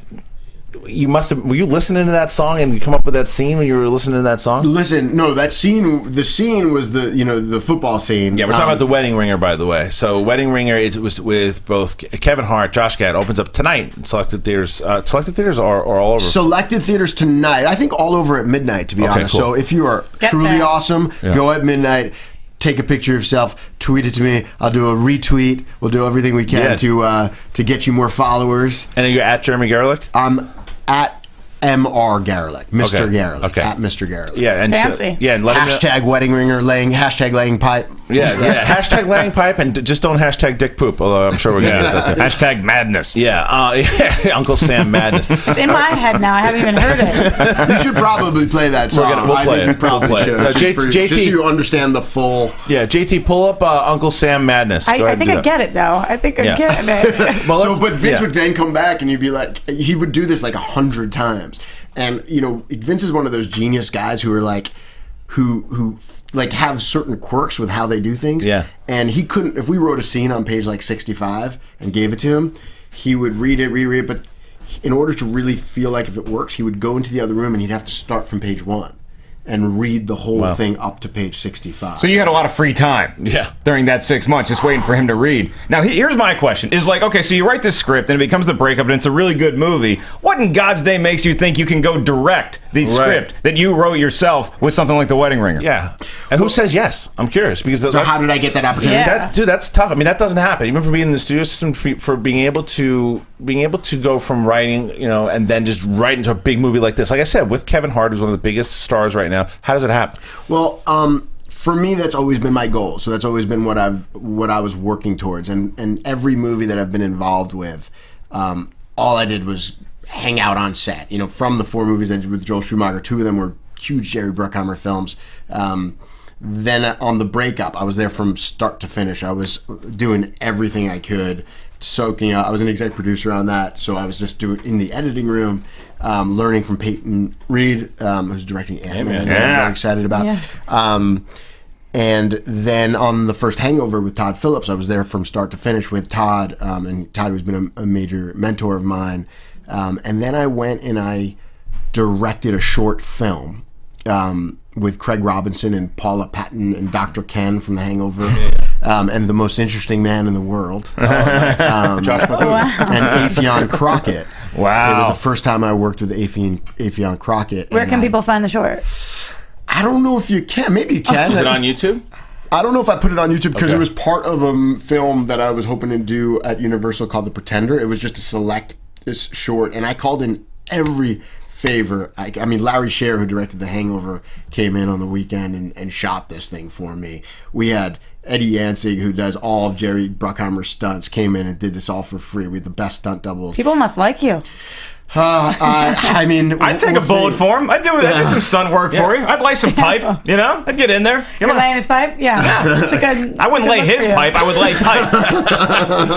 All right, Only back PG-13 they were focus. PG-13 here, right? Stay on That's what I was target. told. Stay on target. The Wedding Ringer in theaters this weekend. Yeah. It is not PG-13 and No, it is not. appropriate for children. It's not. That's what's fun about it. Bear is appropriate for children, I hear. It is, and I thought that movie was really endearing. As where look, and I told Mark this. My thing with because Kevin Hart has proven he guy nails comedy, works a lot. He's a hard worker. Yeah, I don't know how he finds the time to do all the stuff he's doing.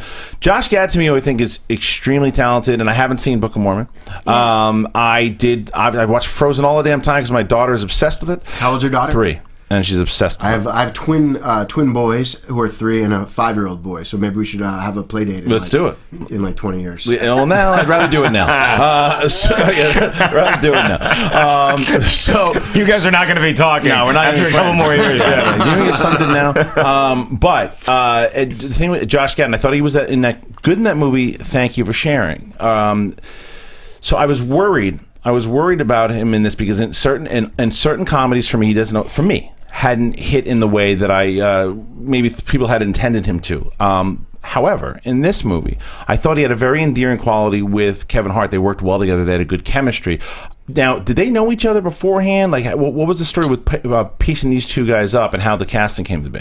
Sure. Well, let me answer the first part about Josh Gad. So for me, I've been, I was a big Josh Gad fan from the Book of Mormon. You have a theater background. And the theater background. Yeah. But truthfully, and just candidly, I didn't love a lot of the roles that he had played, a lot of his performances before, other than the Book of Mormon. And when we met, we really wanted together to like shape the character to be a super grounded. Like for me, he's so immensely talented. He's so smart and he's so big and has that ability. And he also has the ability to sort of get internal and really be endearing, like you said. And for me, for this role, he's the most important part of this movie. I mean, he was so committed. He's the romantic lead of the movie. Yeah. I mean, he lost like 50 pounds to get in shape. Like the two of us went and took a swim class together. Yeah. You and Josh Gad swimming, huh? Yeah, he told me Josh is like, so I was like, listen, we should get, I was trying to like find a nice way to say like, gotta get in shape. Gotta get in shape. Listen, you're going to be opposite Kaylee Cuoco, who's going to, come on, like we got to get you looking good. I'd lose 50. I weigh $165. I'd lose 50 pounds. Yeah. Did you make him do Frozen impressions, Olaf impressions, like dirty jokes behind the scenes? Yes, I would have. All the time. Yeah, all the time. Yeah. So anyway, Josh was such a pleasure to work with. Was so smart. Came up with so many fun. Like the joke of. It looks like the entire cast of Goonies grew up and became rapist. That's in the trailer. He literally came up with that on the spot. Oh, really? 100%. Literally on the spot. Are you okay with that when somebody? Obviously, well, clearly because it was in there. But as a writer, does it bother you ever when people are improvising, whether it's Vince Vaughn or Josh Gad? No, because for me, that's the writing process that I go through. So if there's somebody who's super funny and super smart that's going to try something, take a risk, do it. Especially now in the digital age when it doesn't really cost anything to keep rolling. You know, in the old days, back when I was first getting started and we were shooting on 35 millimeter. In your 5-year plan. Yeah, exactly. We, it's hard because you can't spend money on developing film and everything. But now it's just like, just keep rolling, guys. Keep doing it. Now, when you're working with Kevin Hart, because Kevin Hart's one of the funniest comics on the planet right now to me. He's a super nice guy, too, from what I've interacted with him in the comedy store. He's a really nice dude. He seems like he's too busy to be focused on making one movie at a time. So, like, when he's on set, is he there the whole time, or is it you get a take, and then he's got to go off and shoot an ESPN promo? Then he's got to go host this, he's got to go do this other thing. Or is he there locked into this the whole time? I'd like, you sort of gave an or question there. Yeah, and I do that a lot. I like to trip up the interviewee. Yeah. Mm-hmm. But what I think the question requires when you're asking about Kevin Hart is an and. end this. Yeah. Because yes, he is in between takes and in between turnarounds doing an ESPN spot and then going to a comedy club to practice material, and then he's working on editing a documentary that he's going to make $1 gazillion on, and he's doing silly Instagram things of him falling down steps. So yes, he is doing all that stuff, and yes, that when he's in the scene, he knows his lines. He's prepared. He's super focused, and it's superhuman because it's the way he actually does it is. And he's pretty easy to direct. Oh, he's a pleasure. He said, "Give me levels. Tell us, and he was so encouraging as he's done a tremendous amount of movies. Like I'm a first time director. Yeah. So, and I told him that. I said, "Listen, you're my quarterback. I'm a first time coach." Yeah. Do you get nervous about that, like going into it? Because, like you said, when you are going, you obviously get excited that you have Kevin Hart, and that you get Josh Gad, you get the people that you want in the movie. But do you get nervous that you're like, shit, I am a first time director. Are these guys going to listen to me? Am I going to be able to vibe with them? Like, what the process is, how you have to rehearse with them first to get to show them, yeah, they can trust me, because you have to trust them, but they got to trust you, especially a first time director. So to be totally honest, I wasn't nervous at all. I really wasn't. I've been waiting for this and practicing for this for almost 20 years. You felt ready. I was prepared. I was ready to go. I knew every shot that I wanted before we even started shooting. I knew most of the actors. What a great answer. I read every book on like how to talk to actors. I went and met with every director. I took every director out who had worked at Screen Gems for Clint Culpepper to ask their advice, because Clint is notoriously difficult to work for. And I was ready. And the reality is Josh Gad and Kevin Hart will leave after the shooting and go on to 6 more movies. Mm-hmm. For me, this was my one shot. And for me, I wouldn't let anybody take it away from me. Well, you done good, boy. You done real good. Well, so that's a good question. I mean, and I hate to be the guy, but it's like, if this movie, like you said, you had a lot riding on it, and so I understand you want to get the name out there, you want to show what you've done, because you've got a very good comedy sense. I mean, you can tell when you're out there, because there were a couple times we laughed out loud a bunch of times throughout the movie last night. Where did you guys see it? We saw it at Century City. Was it a packed house? It was. Did people like it? It went over pretty well. Yeah. It went over.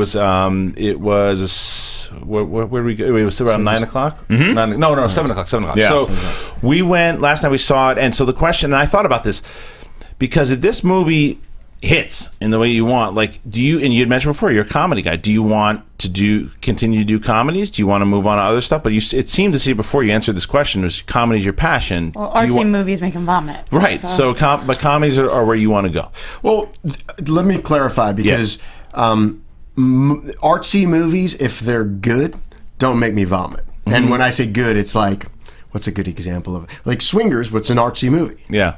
Didn't want to make me vomit. Good for Swingers. Yeah, I loved Swingers. There are just films I feel that are made, like I loved Foxcatcher. Foxcatcher was like watching Foxcatcher. I loved that. I don't think I could ever make Foxcatcher. It was a little too weird for me, but I loved that film and appreciate it. For me, I love comedy. The movies of the 80s. You watching Foxcatcher, there's got to be somebody slip on a banana peel. For God's sakes, lighten the mood. Well, it's so fun. It's so funny you said, like, because you had 40-Year-Old Virgin playing up there, and I'm literally like, I was in there, and I was like, God, I can't watch this movie after watching Foxcatcher. It's like it's like Steve Carell's not funny anymore. Right, it's just creepy. It's like creeping me out. Expect him to do something really weird to Leslie Mann in that car now. John DuPont getting his chest waxed. Oh, it'd be weird. But yes, to answer your question, I love Tom Hardy and badass movies. I mean, I love movies like Roadhouse and Last Dragon. So could you see you do a movie like that? I would love to go do a movie with I love the movies that I grew up on, like from the 80s, whether they were, it was Trading Places as a comedy, or whether it was Roadhouse with Patrick Swayze kicking ass. This is the guy you want making these. You know who hasn't gotten together in a while? Tango and Cash. I'm going to pencil in for that sequel. Tango and Cash. Well, who owns Tango and Cash? You do now. Yeah, you do. So what's the plan, Jeremy? So this thing crushes. Fubar. Yes. Do you know that movie, Fubar? No, that's from Tango and Cash. I was doing Tango and Cash quotes. But let's. All right, so this thing fucking crushes this weekend. It crushes. Oh, man. And they say to you, all right, dude, you got your pick of the litter. What's next? Wedding Ringer 2, baby. Do you have a Wedding Team Player 2? Do you have? Is that what you'd want to do next? Listen, everyone's kind of talking about it. Yeah. They've been talking about it for a while. I don't want to jinx anything, but you just said if it does crush, that would be awesome, because I kind of have a cool idea of where it's going to go. Okay, cool. There's a movie called Sick Day that I'm writing right now for Johnny Knoxville at Universal. Cool. And the movie that I was going to direct with Vince and Jason Bateman, The Insane Laws, I might be sparking that up again. Yes. So those two are... I want to see those two together. Yeah. I have a question. So you said you were so unbelievably prepared that you weren't nervous going into this film. Did anything happen that threw you off along the way and your preparation didn't matter? You had to improvise, or everything kind of went to schedule? No, I mean, I think the stuff that threw me off happened... the stuff that threw me off happened really in the beginning before we started shooting, when we were told we couldn't afford this. And we could, like, for instance, the van scene, like there's a van chase that they're going, and like it's a big stunt that there's an action sequence where they jump over the bridge and we rip E.T. We do a homage to E.T. Right. I was told to cut that because it was going to be too much money. Not that I didn't like it. They were like, oh, that's just going to be too much money. So I was like, we got to figure out, like, there's so much product placement. We got to figure out how to do it. Let's brainstorm who can pay for this. Somebody's got to want to have a huge thing in the movie. So we got Roto-Rooter to agree to pay us, I think, $200,000 so we can shoot that scene if we agree to use the Roto-Rooter truck and make one of the characters a Roto-Rooter plumber. So we did with Jorge Garcia. He plays a Roto-Rooter. That fits so well. Yeah. Did you cast him because you loved Lost also? I was a huge fan of Lost. But when it came to casting the groomsmen, for me, the groomsmen, this whole movie, for me, is about the groomsmen. I always picture this as like Snatch or Ocean's 11, where it's a heist in the world of weddings. Yeah, all the guys have great chemistry. By the way, it's not just Gad and Kevin Hart. It's all those guys. The whole groomsmen team. They really play well off each other. Well, a lot of those guys are guys I had. I've been a fan of comedy in the comedy clubs. The guys who I've seen in the comedy clubs for so long, who I've been a fan of. I was like, what's the right role for them? And it wasn't necessarily about the individual with that. It was about what those guys would look like when they were walking towards Kaylee Cuoco's family. Yeah. And Kaylee would turn to Josh and say, who are those guys? Right. They had to, like, in order for that, it had to be a motley crew. So the idea of Jorge, he just fits in perfectly with, like, Aaron Takahashi, who, by the way, when Jay and I wrote this script 14 years ago, we described, this is actually something that I just remember right now that I think you guys would appreciate. Do you guys remember Endo from Lethal Weapon? Yeah. The guy with, like, and he was balding on top. Of course. And then long hair. Die Hard also. You've seen the Crunch Bar in Die Hard. Yeah, he shocks. The Crunch Bar. Yeah. So we just were like, we named the character Endo. We're like an Asian guy, Endo, and his character description was bald on top, long hair on the sides. That's funny. That was the description in the thing, just to, like, for no reason. And so when we got to cast Aaron Takahashi, I was like, listen, we have to do bald on top, long hair on the sides. And nobody really knew why. Like, nobody was like, why? They just had to. Nobody, exactly. I was just like, this is how this character is. This is Endo. He's got to be bald on top, long hair on the sides. Let's do it. So they, like, brought in a wig, and he had to shave his hair every day. And I'm so proud of that. It's such a weird choice. Well, it's good because now that I know that it was based off of him, it's even better. I like it even more now. Yeah, because I remember seeing him on commercials back in the day, and then he was doing shows at Acme Comedy Club for a bit. And when I saw him on the posters, I was like, good, I want to see him get a shot, and he delivered. Oh, Aaron's hysterical. So we have 3 balls. Now the other thing is, by the way, I have 3 balls, so that's a true story. No, I do. Really? Is that why you wrote that in there? That's why I wrote it. I smell a Schmo Plus video. Roxy, you had a question? That's why you're so good at laying pipe. Yeah, that's right. Okay. I just imagine. So you have twins. It's actually difficult. Sarcasm kind of goes over my head. Is he being serious? I have to, like, lift one. I have to come in at, like, an angle. That's why he's walking like this. Wow. Are you okay going through airport security? I have to have a special cup made when I play catcher. It's like getting Apollo 13 back into orbit. Airport security. I don't have a metal ball. No, I just feel like something would show up and be like 3 of something that looks like you're stashing something. You're just tugging on it, sir. This is clearly not part of you. Sir, do you need to sit down? Real. What are you doing, JT? Is that the song? Is that it? Is this it? Oh, God. This is the song. You still have the keys to Vince's place? Yeah, you should. You still have the... He sold it. Sold it. Well, all right, JT, cut it. So before we let you go, I wanted to also ask, because we were sitting there, and Mark and I being in the stand-up comedy world, there's a lot of stand-up comics in this movie. Kevin Hart, obviously, Whitney Cummings shows up, and then Jeff Ross, you got the Roast Master. We were so excited to see him. Again, being a fan, did you know Jeff? I know Jeff. I mean, I go back with Jeff. So my father-in-law, who's in the movie, he was a singer in like the Borscht Belt, and he like did every Friars Club. He would be one of those guys who got up and sang. There would always be an opening comedian, or he would open for a comedian. So I knew Jeff through my father, like while I'm going to watch my father-in-law when I was younger. Yeah. And then when I was old enough to like go to the clubs, Jeff was my favorite. Oh, he's always so such good. a sweetheart. And I actually he and I have worked together on a lot of things, and I helped him with his documentary a little bit, Patriot Act, which is really great. And I wanted Jeff to be one of the groomsmen.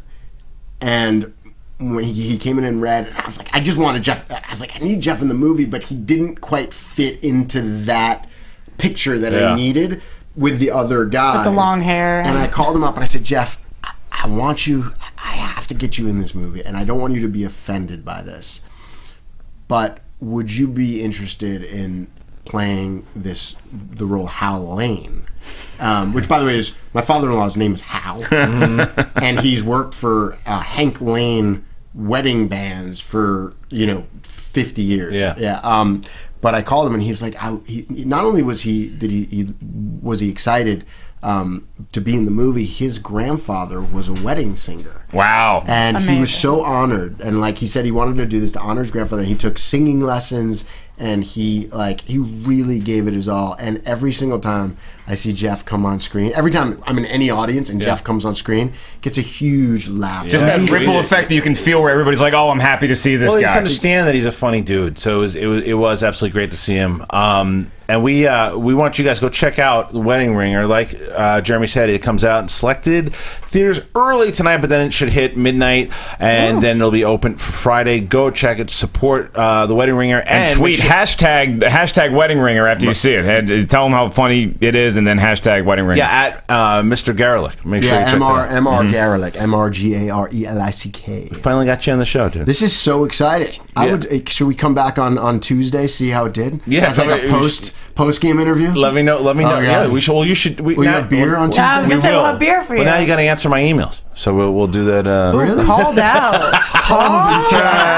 Bill, where are my people who answer emails for me? No, he does. It was fun laying pipe with Jeremy Garelick. This was good. It was great, dude. It was awesome to see you again. Congratulations on the movie. Thank you so much, and thank you for this delicious water. You can have the cup. Our pleasure. Yeah. Can I keep this cup? Yeah, you can keep our intern properties. Guys, Where's your intern? He's over there. Awesome. Cody, you're leaving with Jeremy to now wait on Josh Gad. What are you wearing, Kevin Cody? Hart. What are you wearing? Let's see. All right, guys. Right after we'll be back. Schmoes No Movies, and Roxy. Guess what? You get to play the game. You're gonna play the game when we get back. Schmoes No Movies.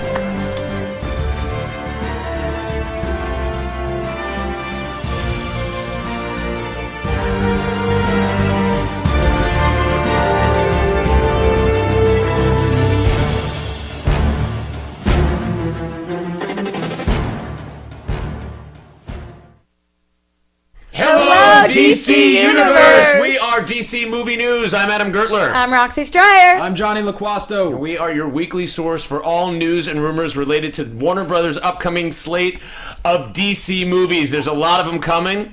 Yes, and we're playing with the toys on the table right now, paying attention to Adam, of course. That's an Adam West bobblehead. What other show can offer you that? This is true. There's a lot of movies coming from DC and Warner Brothers over the next few years. We have to wait till 2016 till they get here, but we're going to talk about them week after week. Rumors upon rumors upon rumors. And make sure you find us on iTunes and YouTube at Popcorn Talk. And we also embrace awkward silence. You found the Jedi Alliance on the Popcorn Talk Network, the celebration of the greatest saga ever told. Where can you find us? Glad you asked. You can subscribe to us on the YouTube page. Just search Popcorn Talk. And we're also on iTunes. Just search Jedi Alliance. And if you're on iTunes, subscribe, rate, and review. Follow us on Twitter at Jedi Alliance SK and the Popcorn Talk. Don't forget we also have Instagram. And Facebook. So give us a like and a follow and like some more and then press like. Please continue to listen to the Jedi Alliance because many Bothans died to bring us this information. Poor Bothans. Hello, we're the Marvel Movie News Team. My name is Matt Key. I'm Meredith Placco. And I'm Matt Cook. You can join us here every Thursday night where we discuss and dissect all the Marvel movie news from the week. The name pretty much says it all. We also talk television, everything from the Marvel Cinematic Universe, Sony, Fox. If it's going on in the comic world and the movie world in Marvel, we have it here. So tune in and nerd out. It'll be fun! It'll be a great time! You can catch us on youtube.com/Popcorn Talk Network or find us on iTunes and subscribe to the podcast.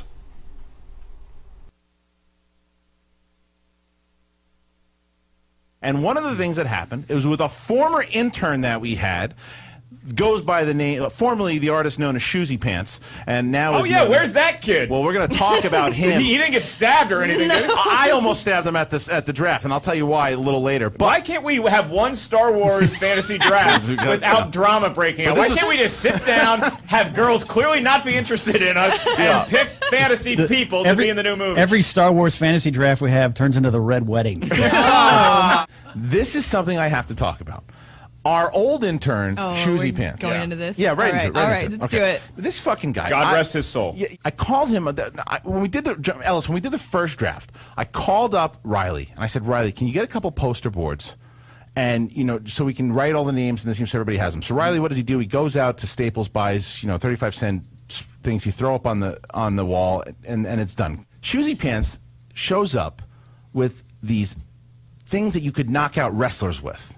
Okay, for poster boards. They're On the they're phone these- before you called them the 10 Commandments. he Are you talking literally about the thick poster he boards? bought Like the- these thick things that cost $7 a piece. Those for pieces of shit cost $7? $7 a piece each. Look, yeah, right. Of course they're expensive. Why the fuck did he buy them? I called him up and I said to him, I go, look, dude, I need you to buy poster boards. All right, and he literally shows up with these. Like the 10 Commandments, okay? And he shows up, and then afterwards, I had a whole spread there. I had food, I had all this stuff that was on the table, and Was he trying to I just got impress I just got him a you, or- shirt. No, because at the end he looked at me like a valet after he just parked my car, and he's like, he wants me to pay him for the thing. He didn't bring it up, but I'm going. Had you spent 35 cents on the boards like you were supposed to, I'm not paying you $30 because you're a moron. I'm just not doing it.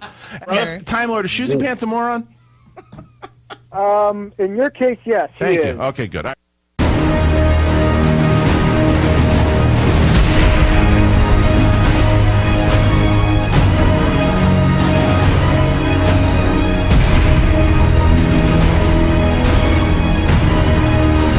All right, Schmoga, we are back. It is the Schmoes Know Movie Show.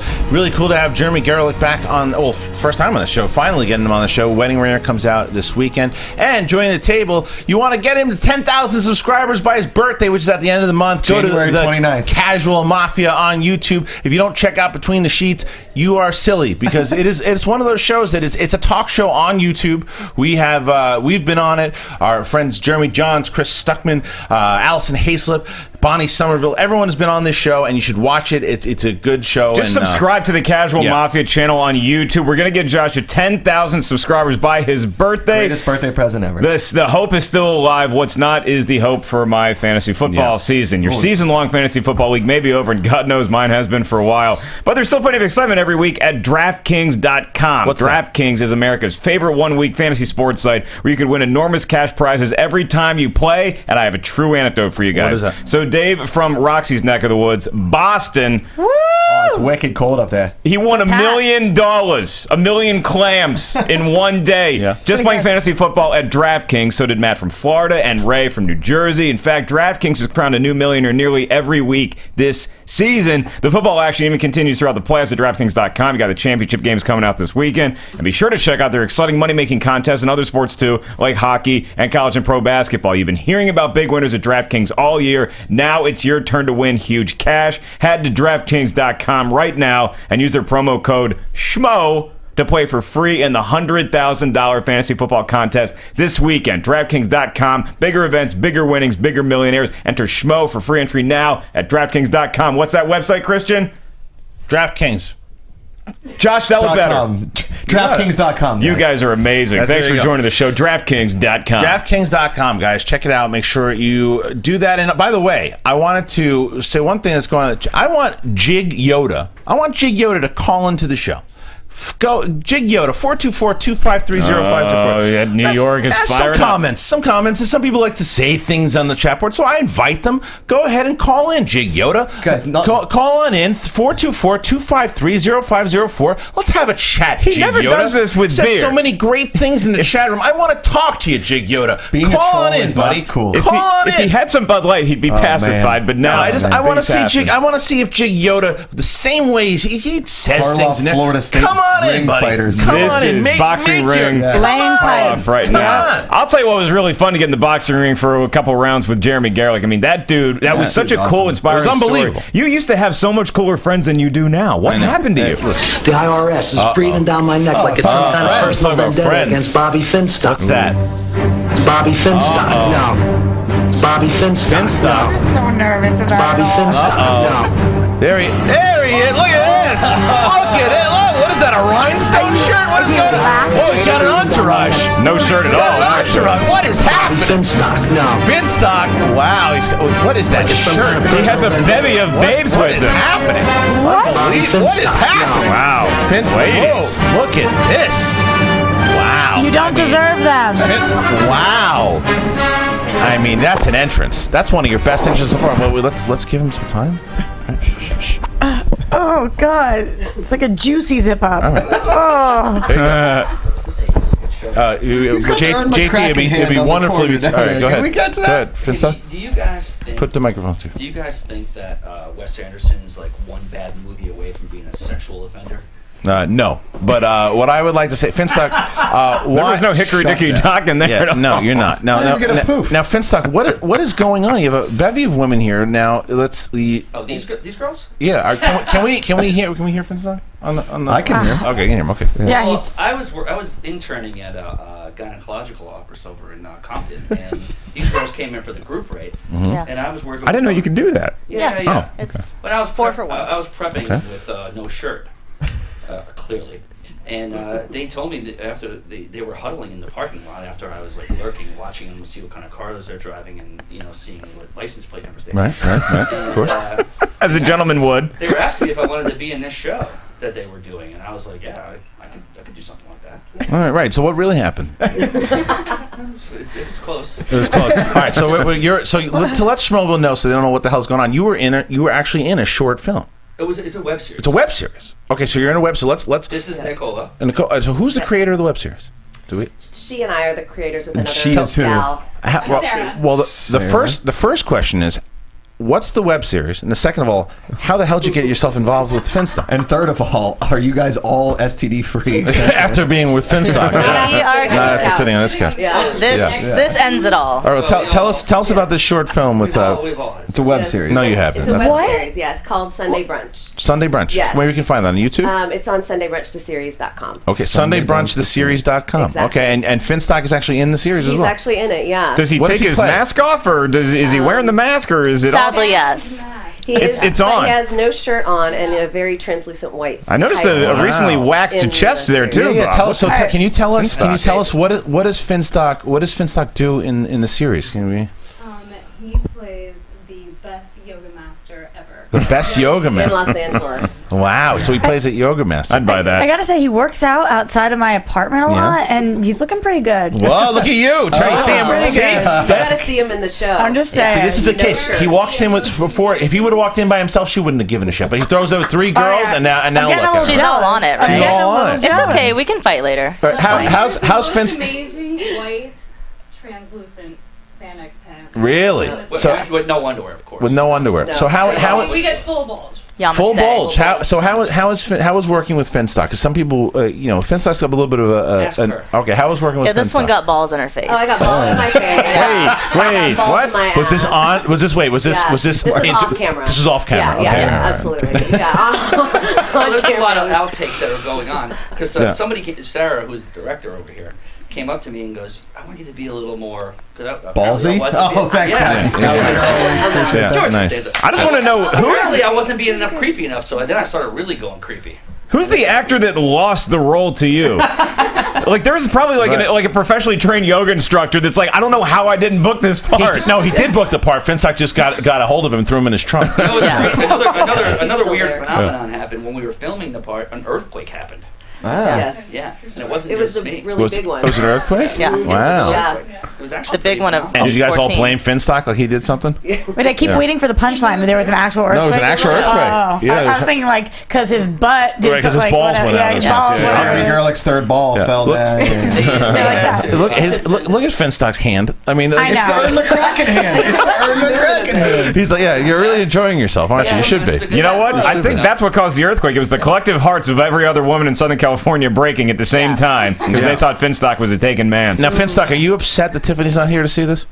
Well, I like Roxy too, though. Oh, yeah, but Roxy has already shown she's getting turned on. How do you think Tiffany would have felt? You got her in the bag. Got Roxy in the bag. Tiffany would have been looking at the girls like, "Why are you sitting next to this guy?" That's true. That's true. I'm having a hard time with like the lactating of the brown stuff on the sweatshirt. Yeah, I Like, don't know what that is. Like, is it coming from your nipple or? Well, I want to ask. Let's ask. He was right. It's probably blood. It's probably blood. Yeah. It makes sense. Skirmish with It's from Dick Poop earlier. the original. It's from the original yoga instructor. Let me hear a little bit about the series though, because I know we got to let you go in a second here. But so let's hear about the series. What's it all about, and what can Schmobil expect from it? So Kalina is one of the main actresses in it, along with myself and Kelsey, who's not able to be here. And it's about 3 girls in Los Angeles brunching and like Sex in the City, kind of Los Angeles style. Okay. And give me the website one more time. Sunday Brunch, the series. SundayBrunchTheSeries.com. Check it out. You can see Finstock putting balls in people's faces, and he is the yoga instructor. And how many episodes are you on? 2. All right. Will you be bringing him back? Oh, absolutely. Okay, so there Someone's you go. got to work My us out. character's gonna date him. One way or another. Yeah. The crazy part about it was Uh-oh. it catapulted me to Superstardom? Somebody's seen it, and I got another role. It's called in a movie called American Snipper. Oh, And nice. it's a movie about the world's greatest circumciser. Oh, I like that. That's very nice. Yeah, Very nice. And then in the twist in the end, he finds out he's not Jewish, and then he goes bananas and starts saying the foreskin and passing off as duck meat. All right. Well, We are so proud. Couldn't Listen, be more proud. I wanted to, first of all, Roxy, thank you for being courageous by putting him in your Yes, web sir. series. Second of all, you being courageous for, I guess, getting the Finstock full treatment on set. Yeah. And make sure to check out the web series. And please, ladies, maybe you come back when you've tamed Finstock completely, if that's ever going to happen. If it ever happens. So Yeah. 2020. Yeah. No. Well, thank you guys so much. Appreciate you it. for having Finstock, us. thank you for coming in. Yeah. Ladies. Make sure all you right. shower really well Yes, tonight. make sure you do. I've got wet wipes in my purse. Nice. See you guys at Chili's. You should. Are you gonna get home later? Finstock, stop that. Just go. Just All right, I so can't it's anymore. SundayBrunchTheSeries.com is where you want to go online. You also want to subscribe to Casual Mafia, Josh McCouga's website or YouTube channel. Subscribe to our other YouTube channel. And I think that's pretty much it. That's it. Can we close up shop here? No, I think. Well, let's open up those phone lines. I think JT's got them open. 424-253-0504. All right, you got ready to go? Hey, you're in Schmoville. Who do we got? Is that Yoda? Maybe. Is that Jib Yoda? guys, it's the Time Lord Mark Aquino. Hey, Aquino! Time Lord, what's going on, buddy? Got you. Not much. I think I pretty much just watched the whole show from a bowling alley. FYI, Ken Napzok is my lucky charm. Oh, Nice. What'd you roll? What'd you roll, Aquino? Give me a number. Cool. Like the Oscar nominations, some strikes, but not a lot. Oh, Aquino with some. And a Time Lord dropping some knowledge. puns. Thank you, dude. Thank you for calling Love in as that always, kid. Time Love Lord. that kid. Yeah. All right, Finstock. Peace out, Mother F. We'll see you. We're gonna see. Ladies, congratulations on the yeah, service. and check out Finstock on Box Office Breakdown, by the way, every Monday as well. Yeah, why is he wearing Sarah's mask? Yeah, I know, it's Sarah's mask. I want to talk about something. Wait, your mic. For some reason, You've I'm not been here hearing for his so mic. long. Figure out I your think mic. the mic doesn't want to hear I know, yeah, Finstock. put that one on, because wait, with Finstock. I got some news. I don't know. Wait, you got some news? I don't want to talk about today though. I'm just having a lot of issues with myself, and I'm gonna try to figure them out eventually. I'm not going to tell you that this week. There's too much stuff. What are you talking about? Yeah. Wait, I don't want to talk about it. What's going? Wait. That's not like you. What are you doing? Get back here. Where are you going? What is this? I got to get out of here. I got to go. Well, you just put your headphones on and you said you got to get out of here. You gonna get out of here? Or you gonna stay? Are you gonna leave and we play the game, or are you gonna stay? What's game going on? Oh no, I can't play it anymore. I got to get out of here. You really got? Wait, I've never seen you like this. What? Seems Just conflicted. tweet it later. What's he doing? Just tweet it later. Wait, he's leaving. Okay, we're That was gonna go. weird. And Thanks, ladies. Wow, look at that. goes. Wow, we just Congratulations. left. I've never seen Finstock leave like Sunday that. brunch on Steelers.com. Hey, I got a serious question for everybody up here. Did I just drop some bad acid, or did that last 10 minutes really happen? It happened. It happened. Let's do. I'm trying to. Let's take one more call. Are we getting Jig Yoda on I'm here? trying. We go. Hey, you're in Schmoville. Who do we got? Hello. Hey, you're in Schmoville. Who do we got? It's Alan Roches from Tampa, Florida. What's up? Alan, what's up, man? I was trying to get Jig Yoda on, but it doesn't look like we're gonna Alan, get tell him. us the one thing. Alan, what is the one? What's the one snub that you hated at the Oscars this year? The Lego Movie, obviously, but I was gonna tell you that I was gonna just mess around and play a prank and pretend I was Jig Yoda, but I was like, nah. Your plot was No foiled. worries. All right, well, Alan, thanks for calling in because I gotta go to JTE. JTE, play that music. I feel sick. I honestly feel You're gonna ill. feel sick. I have to go home. We're going to play the game. Mark Riley is in position because he knows, because without Sam Levine here, he's got a good shot at winning this thing. am I playing? Of course you're playing. Okay, now who are the competitors today? It's time to play the game. The game is going to be played with myself, the Wild Man, Josh McCouga, Mark Ellis, Mark Riley, and Roxy Stryer. Here's how the game works. Schmovi, you guys play as well. We are all going to be listening to movie clips. As soon as you think you know the movie being played, you will call out your name. That is your buzzer. For example, Roxy, if you know it right away, if it's Forrest Gump, you say, Roxy, Forrest Gump. You will get a point. The first person to get 3 points will Quick game win tonight. the game. All right, here we go. It's not that bad. This is so stressful. Here Just we every go. part of it. Put on my mic, so I know. Thank you. All right, here we go. Oh my god. First clip. 5 All right, minutes. here we go. Here we go.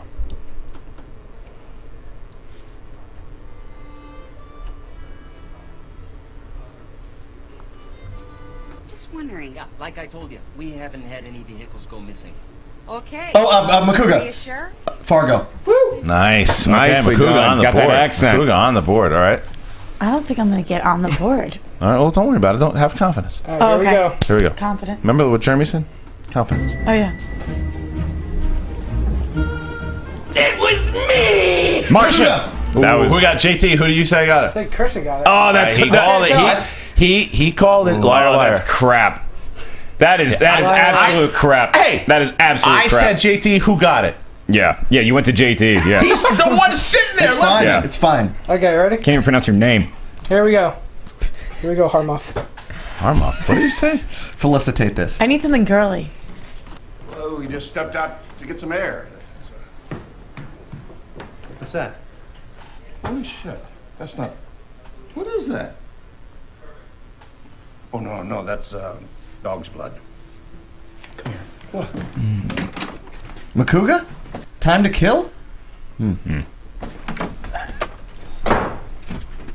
You stay away from my children. Do you understand? My God, I haven't been in here for years. Hey! Are you listening to me? Yes, I am! I think you're having a nervous... Christian, no? No. All right, I'm going to keep playing it. nervous breakdown. I don't think you recovered Christian. from Rachel's death. Royal Tenenbaums. Yes. Wow. Wouldn't have gotten that. Yeah. No. Gene Hackman. Oh my gosh. My heart. All right, you ready? Here we Yeah. go. yeah. Hi. Can I help you? I'm supposed to have an appointment with Dr. McKay. Oh, sorry. Please come in, and please call me Catherine. Oh. Hi. You're Dr. McKay. I am. Christian. It's the one with Anna Kendrick and the Joseph Gordon-Levitt movie. Makuga. Yeah, not done yet. Here we go. Man. 5, 4. Yeah, give him a nice Seth soft count Rogen. there. 3. Oh, God. It's 2, 1. Makuga? 50-50. Yes. I don't know how you forgot the title. Oh, man. All right, 2-2. And me and Roxy and Riley yet to be on the board. This is sad. All right, here we go. I did a stupid thing with that. Come on. Look, Actually, really. I want to help, but I haven't played basketball in a long time. Makuga. Riley. Timing's all wrong. Makuga, go Space ahead. Jam. Got it. Nicely done. Makuga wins, Wow. kind of. Wow. Kind Wait, of. fine, play another because that was unfair. You gave me the movie. I just knew the title. All right, do one more. All right, hold on. One last one. Ba-ba-bum. Now, in 1898, Spain owned Cuba outright. Think about it. Cuba Christian. owned by a Fast disorganized times. parliament Yes. over 4. Fast time. We'll do it like the Oscars. You mean you split? Okay. All right, everyone together. All right, guys. This that was the whole show. thing is out of order. You're out of order. That's really crazy. This was a fun show. Mark, it was good to have you back. Yeah, well, I hope you enjoyed it because I'm out next week. I'll be at Helium Comedy Club in Portland Ooh, that's a Thursday good one. through Saturday. Let's ball. Guess who's coming back? Not next week, but the following week. Ooh, me. Which is my birthday. Me.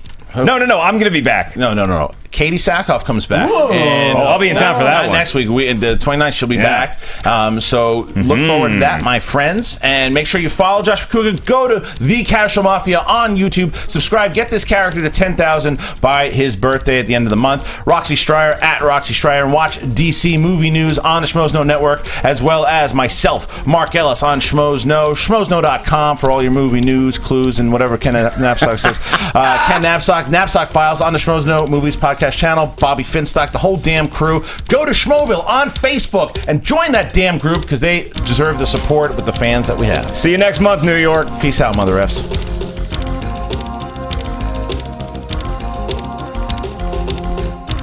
For producers Christian Harloff, Mark Ellis, and the entire Schmoes Know crew, we would like to thank you for listening to the Schmoes Know Movie Show. Promotional consideration provided by DraftKings.com. Special thanks to Kevin Undergaro and Maria Menounos, the author of Every Girl's Guide to Diet and Fitness in stores now. To watch or listen to other Schmoes episodes, get movie news, and join the conversation, be sure to visit SchmoesKnow.com. I'm the Pit Boss, and this has been a presentation of Schmoes Know